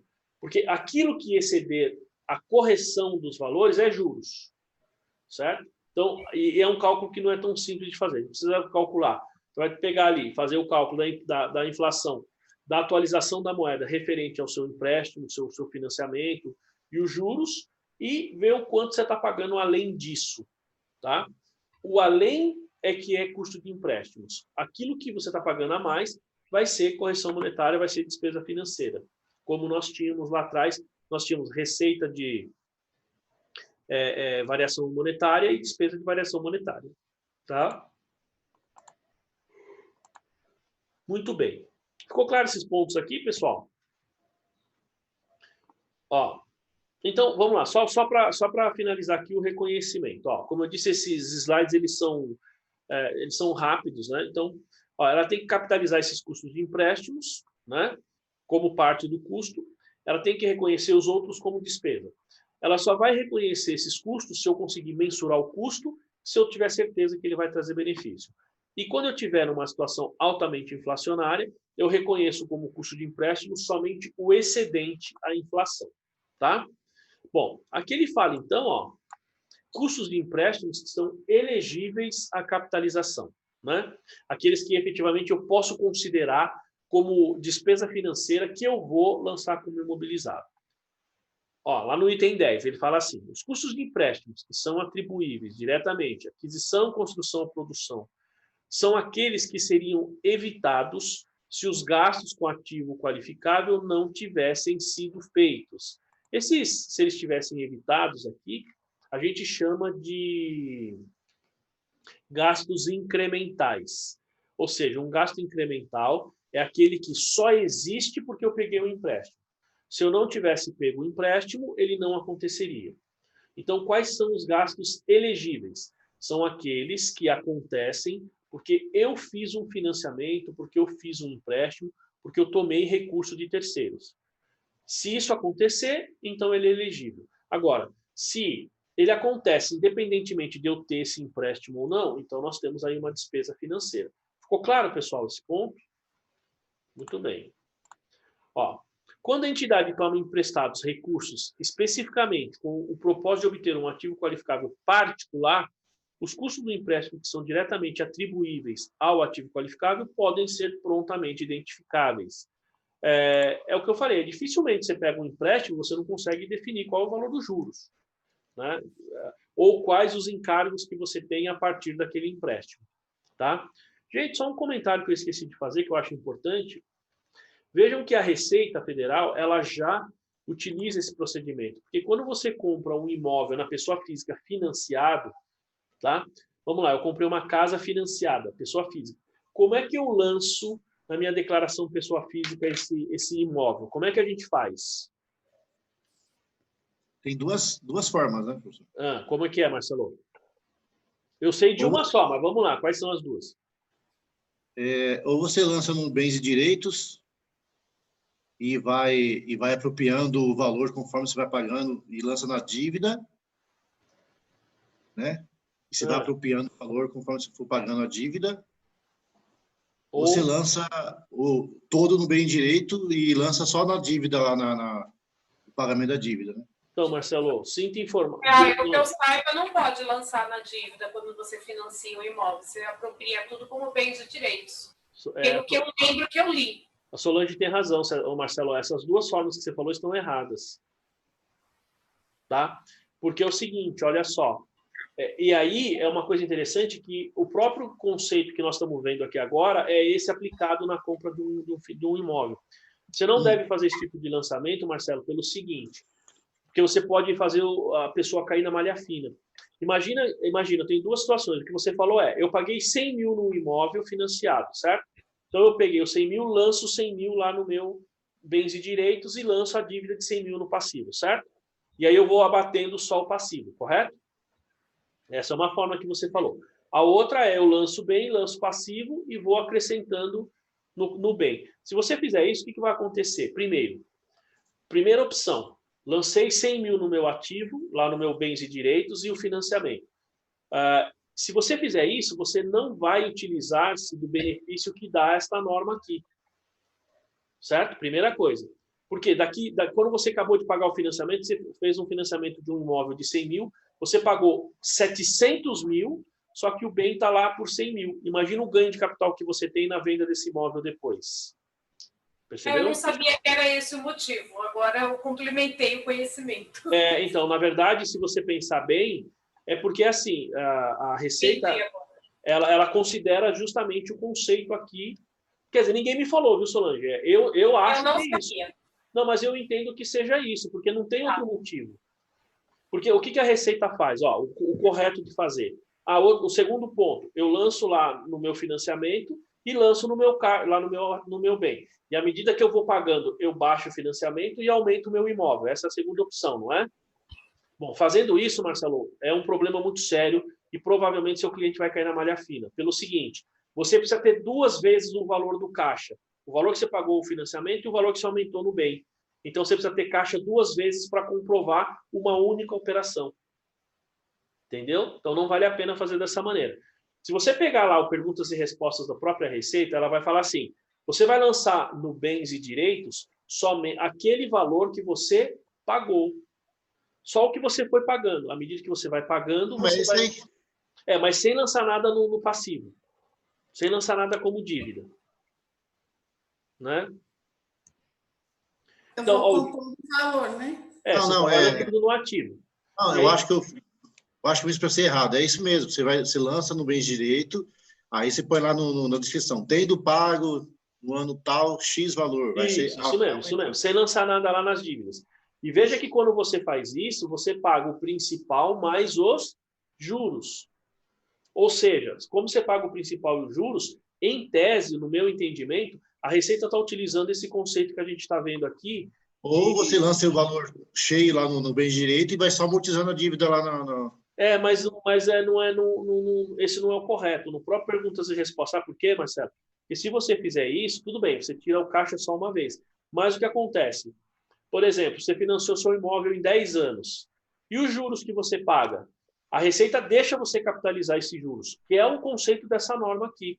Porque ele é para você um ativo qualificado.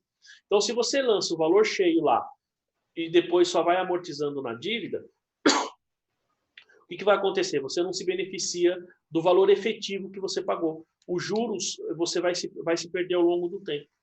Entendeu? Então, nesse caso, especificamente, a Receita está considerando o que diz essa norma aqui. Tá? Então, na Ana, eu vou compondo o valor lá no bem.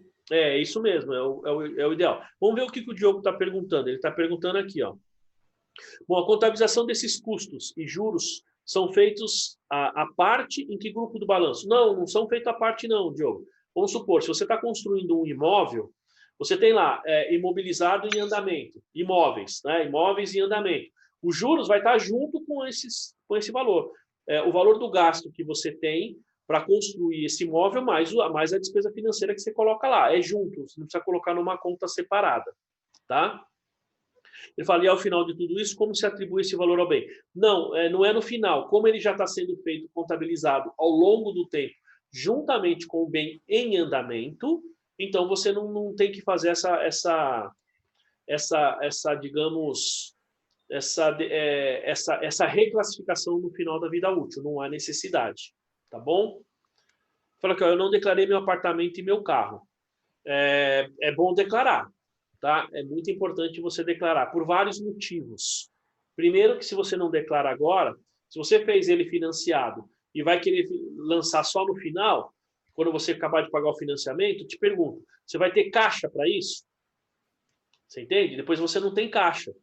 E outra, lembre-se que a essência é sobre a forma, tá, pessoal? Embora você muitas vezes não tenha passado a escritura, mas o bem é seu. Você já digamos, você já tem a propriedade e a posse. Você não tem a propriedade legal, mas você já tem a propriedade e a posse efetiva, tá? Então você já deveria lançar, porque senão depois você vai cair na malha fina. Você vai lançar um carro, você vai lançar um imóvel e você não tem recurso para isso, tá? Tá claro? Então, pessoal, esse item aqui, ó, né? Bom, então, esses gastos atribuídos, o que são esses aqui? São esses gastos que a gente chama de aqueles que você tem porque você fez o empréstimo. Tá? Se você não tivesse feito, então você não teria. Então, esses são elegíveis. Ó, quando a entidade toma... Aqui ele fala que podem ser prontamente identificados, porque a gente sabe, normalmente, pelo contrato que você tem, você consegue fazer esse cálculo aqui com facilidade. Né? Ó, na extensão em que a entidade toma recursos emprestados, ó, especificamente com o objetivo, com o propósito de obter um ativo qualificado, então a entidade deve determinar o montante dos custos de empréstimos elegíveis à capitalização. Ó, presta atenção, como sendo aqueles efetivamente incorridos sobre tais empréstimos durante o período. menos qualquer receita financeira decorrente do investimento temporário de tais empréstimos. Então, vou ler de novo. Na extensão em que a entidade toma recursos emprestados, especificamente com o propósito de obter um ativo qualificável, então, tomei um empréstimo para comprar ou para adquirir um ativo qualificado, tá? Ó, então, ela tem que determinar o montante dos custos de empréstimos que são elegíveis. Então, do total da minha despesa financeira, quais são elegíveis e quais não são? Porque eu posso ter, quando eu faço um empréstimo, eu posso ter alguma despesa financeira, não especificamente no empréstimo, mas posso ter lá algum gasto no banco que não está necessariamente atrelado única e exclusivamente àquele empréstimo. Então, esse não seria elegível. Isso aí seria despesa financeira. Então, eu preciso eleger e saber esse montante aí, tá? Para determinar o montante que são elegíveis à capitalização. Aí ele fala, como sendo aqueles que foram efetivamente incorridos, tá? Sobre tais empréstimos durante o período. Então, veja, não é aquele que você... eu vou ter essa despesa financeira. Não. Ele incorreu, você pagou. Se a gente for pensar em despesa financeira, pessoal, no lucro real, por exemplo, aquela despesa financeira ou mesmo a receita que você está reconhecendo, mas ela não incorreu efetivamente, a gente tem que ajustar no valor, não tem? Tem que adicionar ou excluir. Por quê?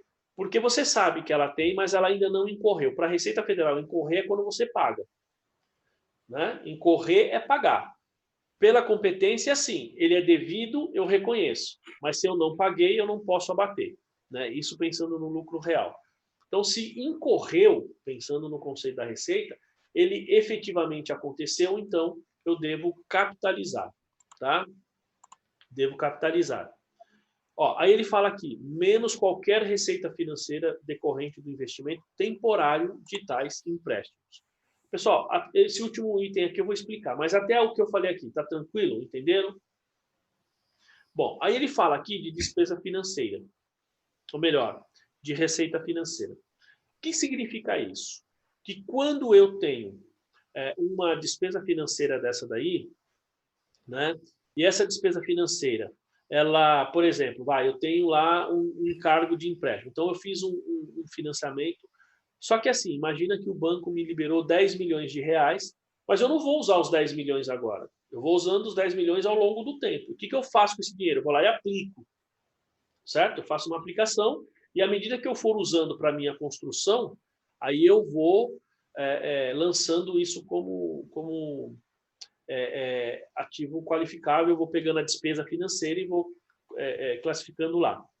Eu desenho sim, Diogo. Eu faço um modelinho aqui de contabilização, fica tranquilo. Bom, a gente tem o seguinte, então, a despesa financeira que eu tenho desse empréstimo, vamos imaginar ele é um ativo qualificado e tudo isso, eu vou lançar como despesa financeira, certo? Só que o dinheiro está aplicado. E se ele está aplicado, ele está me gerando receita financeira. Esta receita financeira, ela diminui essa despesa financeira que eu estou considerando como custo de empréstimo. Tá claro isso? Porque, veja só, se eu peguei 10 milhões, se eu não apliquei de uma vez, eu fiz uma aplicação financeira, quando eu pago a parcela mais os juros. Só que eu estou ganhando dinheiro com esse valor também.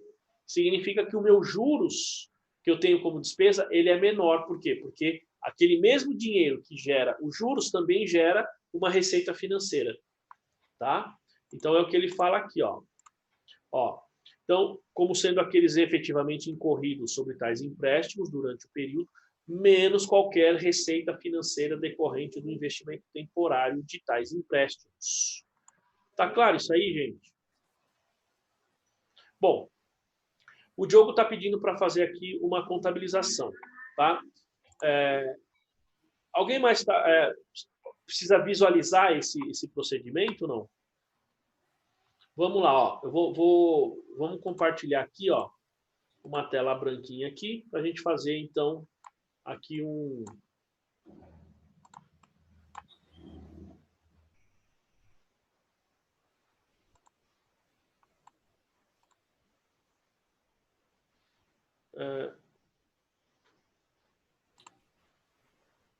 que coisa. Espera aí. Tá. Bom, Ai, meu Deus. Copete, Oi. você precisa comprar uma... É baratinho, não é caro, não. A lousa, né? Uma mesa digitalizadora. Então, você sabe que eu estou pesquisando já, viu, César? É baratinho. É, Uma simplicidade já dá. Você consegue escrever, desenhar tudo. Na verdade, quando eu faço isso, aqui eu acabo... eu faço com o tablet, às vezes. Né? Ah, O tablet também dá. É que o tablet também dá. não tá, é o que o tablet não está aqui comigo, está com o meu bebê. Primeira coisa. Ele fica assistindo os vídeos do Chaves. Não tem jeito, né? Titão só atrapalha, meu. Oi?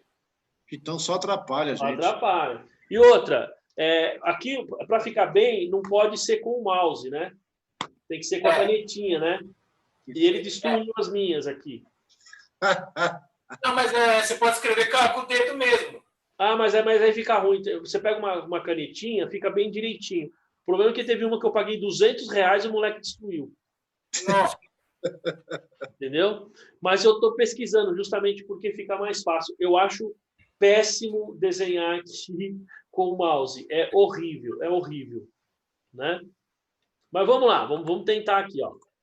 Bom, então imagina aqui que eu tenho... Eu fiz aqui um empréstimo, tá? Então tem aqui, ó. Empréstimo. Vamos imaginar que esse empréstimo ele é de, sei lá, 100 mil, tá? Vamos colocar aqui, esse empréstimo entrou no banco. Então, eu tenho aqui no banco, eu tenho 100 mil. Fechou? Então, olha só. O que eu tenho aqui, pessoal? Eu fiz um empréstimo para um ativo qualificado, certo? Aqui eu ainda não estou contabilizando os juros. Bom, eu vou ter aqui, pessoal, eu vou ter aqui um determinado, digamos, eu vou ter aqui, ó, vou chamar aqui imobilizado em andamento, tá? Bom, eu tenho duas formas aqui, pessoal. Vamos imaginar que parte desse empréstimo eu usei aqui, vamos falar aqui metade dele, eu já usei aqui na minha imobilização, ó. Tá? Então, eu acreditei banco e lancei aqui a imobilização em andamento, tá bom? O que eu fiz? Peguei emprestado 100 mil, tá? E coloquei imobilização em andamento. Vamos imaginar que eu vou fazer esse empréstimo aqui, vou pagar esse empréstimo em 10 parcelas, para a gente saber que é 10 mil por mês aí, tá bom? É só para facilitar o nosso exemplo. E eu vou ter aqui de juros... Juros apropriar. Que eu não preciso usar os juros apropriar, mas eu vou colocar os juros apropriar para ficar mais fácil a visualização, tá? Que nós teremos aqui. Então, eu vou colocar aqui, ó, 120 mil, tá? E vou colocar aqui, ó, esses razonetes são bons, né? Você não sabe como eu detesto isso aqui, meu. Eu gosto disso aí. Não. Eu gosto também, que eu acho bem legal, acho muito prático, mas eu digo desenhar com o mouse. Ah, desenhar com o mouse? Nossa, acho péssimo. A gente está entendendo, não tem problema. Bom, olha só. Então, nós temos essa situação aqui, certo? Eu fiz um empréstimo aqui, ó, de 100 mil, tá? Juros apropriar 20. E já usei do que foi para o banco, eu já usei 50 mil lá na minha imobilização em andamento. Fechou? Certo. Sim. Tudo bem até aí? Tudo bem, Diogo? Beleza. Agora vamos lá, eu vou pagar a primeira parcela. Então, isso aqui é um empréstimo qualificável, tá? Então, a gente sabe que esse valor aqui eu vou realmente ter que pagar. Então, o que eu vou fazer aqui, pessoal? Primeira parcela, ó, 12 mil. Então, 10 mil do principal e 2 mil de juros, certo? Bom, eu vou ter que tirar daqui, pessoal, ó, 2 mil. Vocês concordam? Sim. Bom, eu não fiz a contrapartida, certo? Ó, então, esses 2 mil aqui, ó, eu estou pagando. Então, ele está saindo do banco. Fechou? matei o meu empréstimo. O que eu faço com esses 2.000 aqui, ó? Leva para o resultado. Então, vamos lá. Vai para onde? Resultado, não é? Resultado. Ou seja, aí eu se chateio, que eu estou já 1h e 44 minutos, né? Ou seja, é um ativo qualificável, ele vai, como a Solange falou aí, não é despesa financeira. Ele vai entrar como... Bom dia, Rafa, tudo bem? Então, ó, esses 2.000 aqui, pessoal, ó, eu acredito juros apropriar e debito aqui imobilização em andamento. Entendeu? Ó, então, a contabilização é, fiz um empréstimo, tá certo? Fiz um empréstimo aqui e paguei a primeira parcela. Usei 50, já usei aqui na minha imobilização. E 12.000 eu estou pagando a minha parcela. E tem os juros apropriar. Então, paguei a primeira parcela aqui, estou baixando a minha primeira parcela dos juros, que foi incorrido já. E aí eu lanço para imobilização em andamento. Tá? Quer dizer, os juros, você não lança os 12 lá no imobilizado, você lança só os 2.000, né? O que foi incorrido, entendeu? Isso. Eu não posso lançar tudo, eu tenho que lançar... Diferente do pagamento do empréstimo, que é 50, né? Exato. Agora, vamos fazer o seguinte, ó, vou adiante aqui. Esse último tópico que a gente viu. Então, vamos pensar que parte... Ó, eu vou fazer aqui, ó.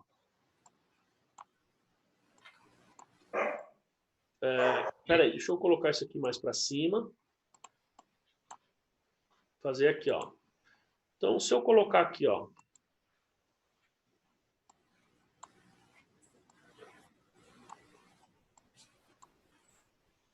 Eu vou colocar aqui, ó.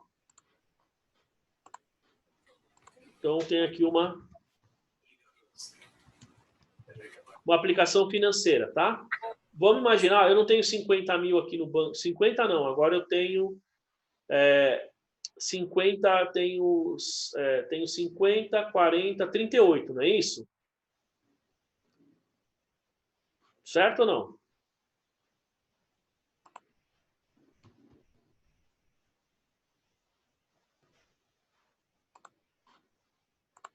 Então, aí, pessoal. Então, vamos imaginar o seguinte, que parte daquele dinheiro, né, eu estou aplicando. Então, ó, fiz uma aplicação. Pode ver que a única operação que eu tenho aqui no banco é o empréstimo. Então, eu peguei 30.000 aqui que eu tinha, que me sobrava ainda, e estou fazendo aqui uma aplicação financeira. Ó, 30.000. Fiz uma aplicação financeira. Beleza? Vamos imaginar que essa aplicação... Opa!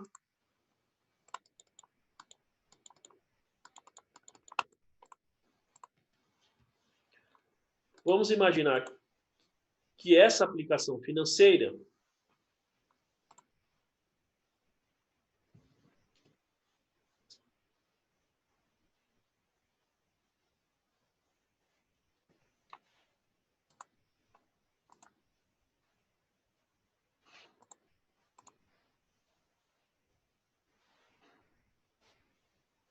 voltaram aí, pessoal? Deu uma queda aí, não deu? Deu uma piscada na energia aqui. A energia acabou e voltou. Então, eu rapidamente coloquei no celular aqui. Dá uma verificada se não foi o Titão, hein? Não entendi. Dá uma verificada se não foi o Titão aí. Não, hoje não, que eu estou no escritório aqui. Então, essa travada aí que o Diogo falou foi que acabou a energia, deu uma queda de energia aqui. Mas agora eu estou continuando no celular até voltar, até o modem carregar ali. Então, vamos lá, ó. Então, quando a gente volta aqui, ó, vou imaginar que desses 30.000 aqui, pessoal, tem uma receita, sei lá, de 500 aqui, ó. Então, eu vou lançar 500 aqui e teria aqui, ó, receita financeira, certo? Pergunto. Esses 500 que eu tenho aqui de receita financeira, o que eu faço com ele? Ó, o que eu faço com esses 500 de receita financeira aqui, pessoal? Esse aí vai para o resultado, receita financeira. Vai para Eu entendo que sim. Opa, vamos lá. Vou lançar aqui os 500 de novo. Vai para a receita financeira? Isso. Certeza? Bom, Então, olha só, o Diogo está falando aqui diminuir o ativo. O Diogo está correto. Olha só aqui, ó. Bom, na extensão que a entidade toma recursos emprestados, a entidade deve determinar o montante dos custos como sendo aquele efetivamente incorridos, no nosso exemplo foram os 2.000, sobre tais empréstimos, menos qualquer receita financeira decorrente do investimento temporário desses empréstimos. Então, nós não fizemos esses 30 aqui, ó, não é parte do nosso financiamento, né? Então, esta receita aqui, ó, eu pergunto, qual foi os juros efetivos, o custo de empréstimo efetivo nesse período aí? Mas ele está falando também que é se for temporário o investimento, e se eu não for tirar dinheiro dessa aplicação? Não. Mas é assim, mas você tem que lembrar que esta aplicação você fez para financiar o seu ativo qualificável. Certo? Mas se não. Não entendi. Se não for com essa finalidade, eu não. Vamos supor, você tem uma receita financeira de um dinheiro que você utilizou, mas não é para financiar esse ativo qualificado. Então, como a Solange falou, receita financeira. Este caso porque aí o seu custo de empréstimo aqui não é 2.000, o seu custo de empréstimo é 1.500. Entendi. Eu não sabia que era assim que tinha que fazer. Então, mas isso, Solange, só quando você tem esse conceito de custos de empréstimos, tá? Já é o vínculo, né? Oi? Já é o vínculo. Quando ele está vinculado, esse financiamento vinculado a esse tipo de operação. Se não tiver, é receita financeira. Oi? Estou pensando aqui no pessoal da tesouraria, tendo que controlar aí o fluxo. Exatamente. Mas aí, professor, mas aí isso é feito quando a contabilidade é feita na própria empresa, né?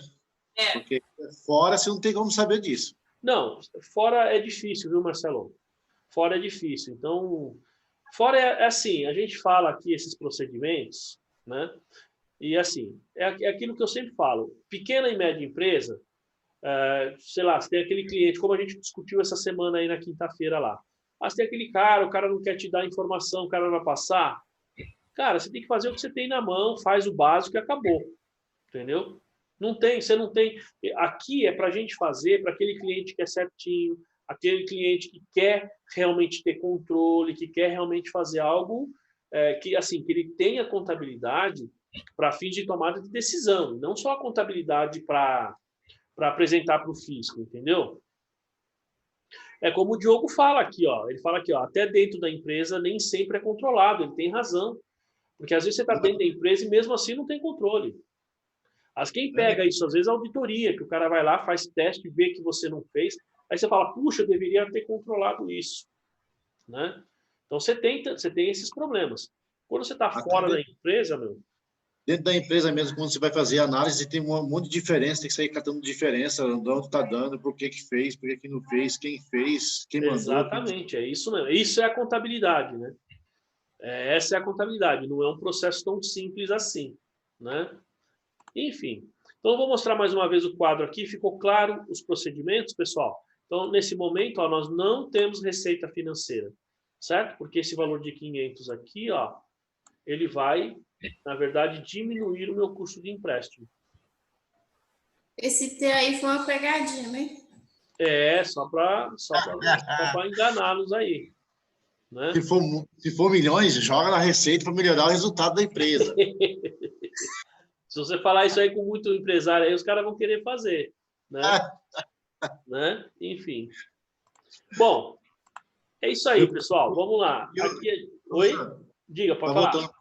Porque no entendimento deles, não, essa receita eu estou ganhando dinheiro, joga no resultado. Exatamente. É que assim, é uma questão conceitual, né? Muitas vezes ele não percebe que ele está diminuindo o custo dele, ele só quer mostrar um resultado melhor, e que nem sempre é real.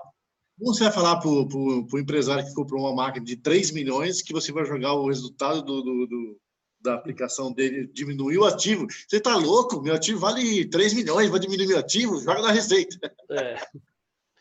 Mas lembrando que isso aqui é só quando você tem um empréstimo ou financiamento que está atrelado à construção desse ativo, né? Mas na cabeça, digamos, da pessoa, não vou nem falar empresário, né? Porque tem empresário aí que conhece de contabilidade, mas na cabeça da pessoa que não conhece contabilidade, o cara acha isso um absurdo.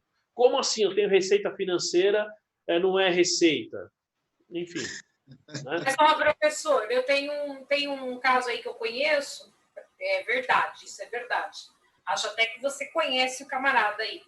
Ele é um professor de contabilidade, tem vários livros publicados, ele tem uma empresa, a empresa dele tem um escritório de contabilidade que faz, né? Eu acho que é uma amiga dele que tem um escritório e faz a escrita, né?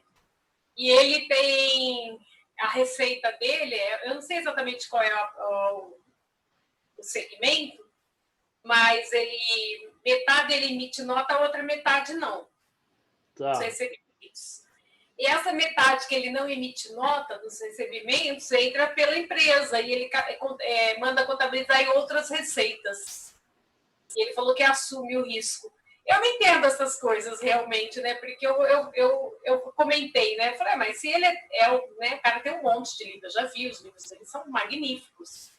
É focado em contabilidade gerencial, né? Sim, sim. Porque ele deveria armar um esquema para ele fugir disso, né? Porque se ele está contabilizando as outras receitas e está entregando o SPED contábil, ele está informando a Receita Federal que ele tem receitas que não estão sendo tributadas, né? É que você vê, enfim. O cara é empresário e é contador, e aí, né, faz coisa errada mesmo assim, né? E está lançando como serviços esporádicos, né? Não é esporádico, entendeu? Todo mês outras receitas. Não. O que ele está lançando na receita, outras receitas, são serviços que ele estava dizendo que foi feitos fora do mensal da empresa. Ele emite boleto para o cliente, que é ativo também, né? Que emite nota fiscal. E assim, não está tributando os impostos, né, municipais. De repente, é uma alteração de contrato, é isso, aquilo, outro, aí lá cobra uns 2, 3 mil, e aí joga em outras receitas. Não, mas né? Porque o fornecedor, ou o cliente, às vezes ele quer a nota. Nesse caso, parece que não, né? Eu não consigo. Talvez eu entenda a lógica disso, né? Porque se ele. Por que ele está contabilizando na empresa? Por que não cria uma outra conta lá e tira, ele dá um jeito, sei lá, faz o que ele quiser, né? Acho que ele está tendo vantagem. O certo seria o seguinte: primeiro, você prestou o serviço, pela essência, eu deveria reconhecer a receita, tá? E o que o Diogo falou aqui, ó. Primeiro, que isso é normal no Brasil, tem que concordar com ele. E segundo, faço o que eu digo e não faço o que eu faço. Tem muito cara aí que escreve livro, não sei o quê, e realmente tem uma postura nesse sentido, o que não é algo legal, digamos, não é algo correto, né? Mas, enfim. Bom, assim, pela essência, você prestou o serviço, você tem que reconhecer a receita. Ó, eu não estou falando de emitir nota. Por quê? Porque tem determinadas atividades e tem determinados municípios que, no caso de contabilidade, por exemplo, não exigem emissão de nota. Então, Solange, por exemplo, estaria errado, dependendo do município que ele está, emitir só boleto. Por exemplo, São Paulo. Nós estamos falando de São Paulo. Não, São Paulo acho que pode. Realidade. Não, mas São Paulo, se eu não me engano, para serviços contábeis, você pode só emitir boleto. Não foi isso que eu estou falando. Ele tem uma empresa, um outro segmento. Ele não atua como escritório de contabilidade. É outro segmento. Ele tem uma empresa lá de, sei lá, manutenção de computador. Não, tá, entendi. E aí ele tem um escritório, ele não é dele, é uma amiga dele que tem escritório e ele manda a contabilidade para ela fazer. Entendi. Eu tive acesso no balanço da empresa dele. Então, assim, não tem sentido. É que você comentou, professor. Às vezes o empresário é também contador, né? E aí sabe que tem que fazer certo. Mas esse cara é empresário, é contador, é palestrante, professor de contabilidade e tem vários livros publicados. Uns 20 livros, pelo menos, eu encontrei na lista. E ele é aquilo que eu acabei de falar. Faço o que eu digo, não faço o que eu faço, né? Por que ele não arruma um caminho melhor, ao invés de contabilizar essa receita sem nota fiscal na contabilidade, a qual ele faz lucro real e entrega SPED contábil?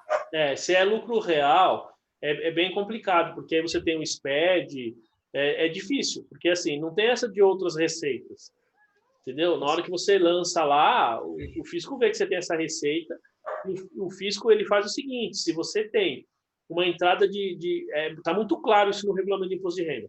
Você tem uma entrada de recurso lá no seu ativo, tá? E não tem uma contrapartida na receita, se você não tiver como justificar isso por meio de um empréstimo, coisa do tipo, o fisco lança como receita e tributa e acabou. Simples assim, né? A situação é pior que nós pensávamos, então.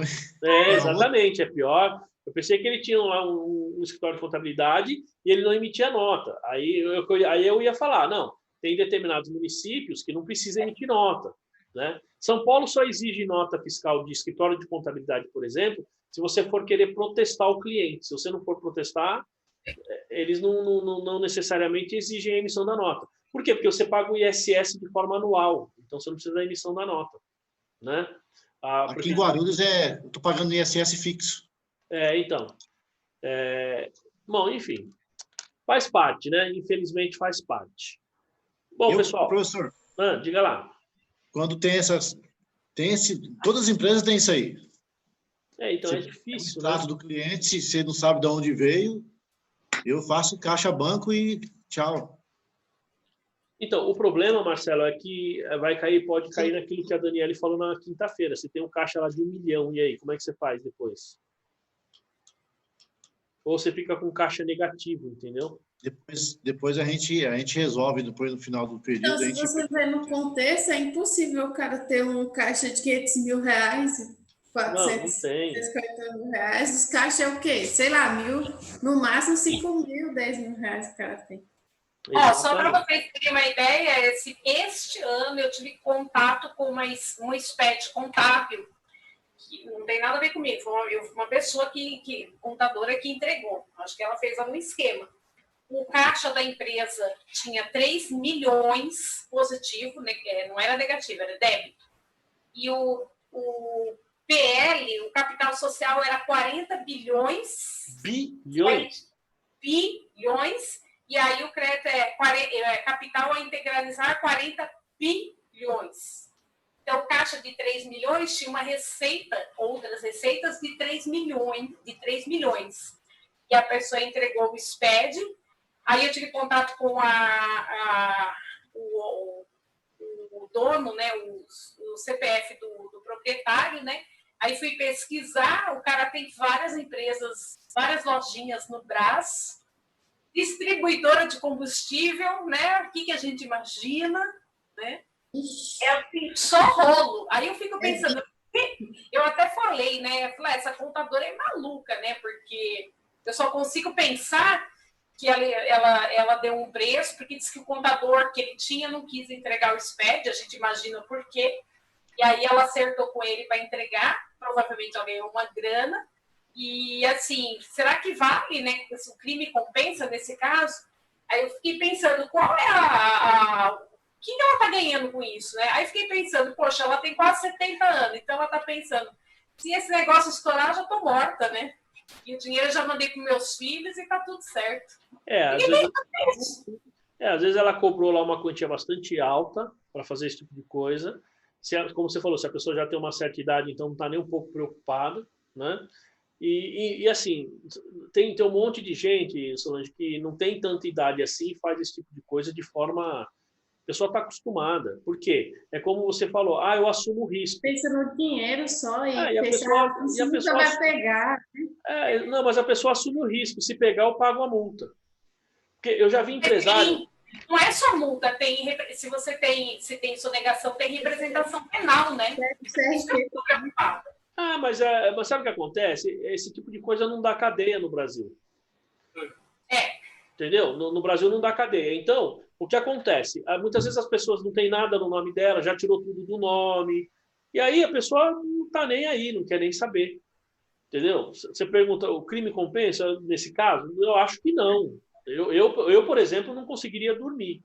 Mas a gente sabe que a gente vê a questão dos políticos, aí os caras roubam, em plena pandemia, as pessoas morrendo, os caras desviando dinheiro de verba pelo amor de Deus. Mas você acha que essas pessoas estão preocupadas? Não.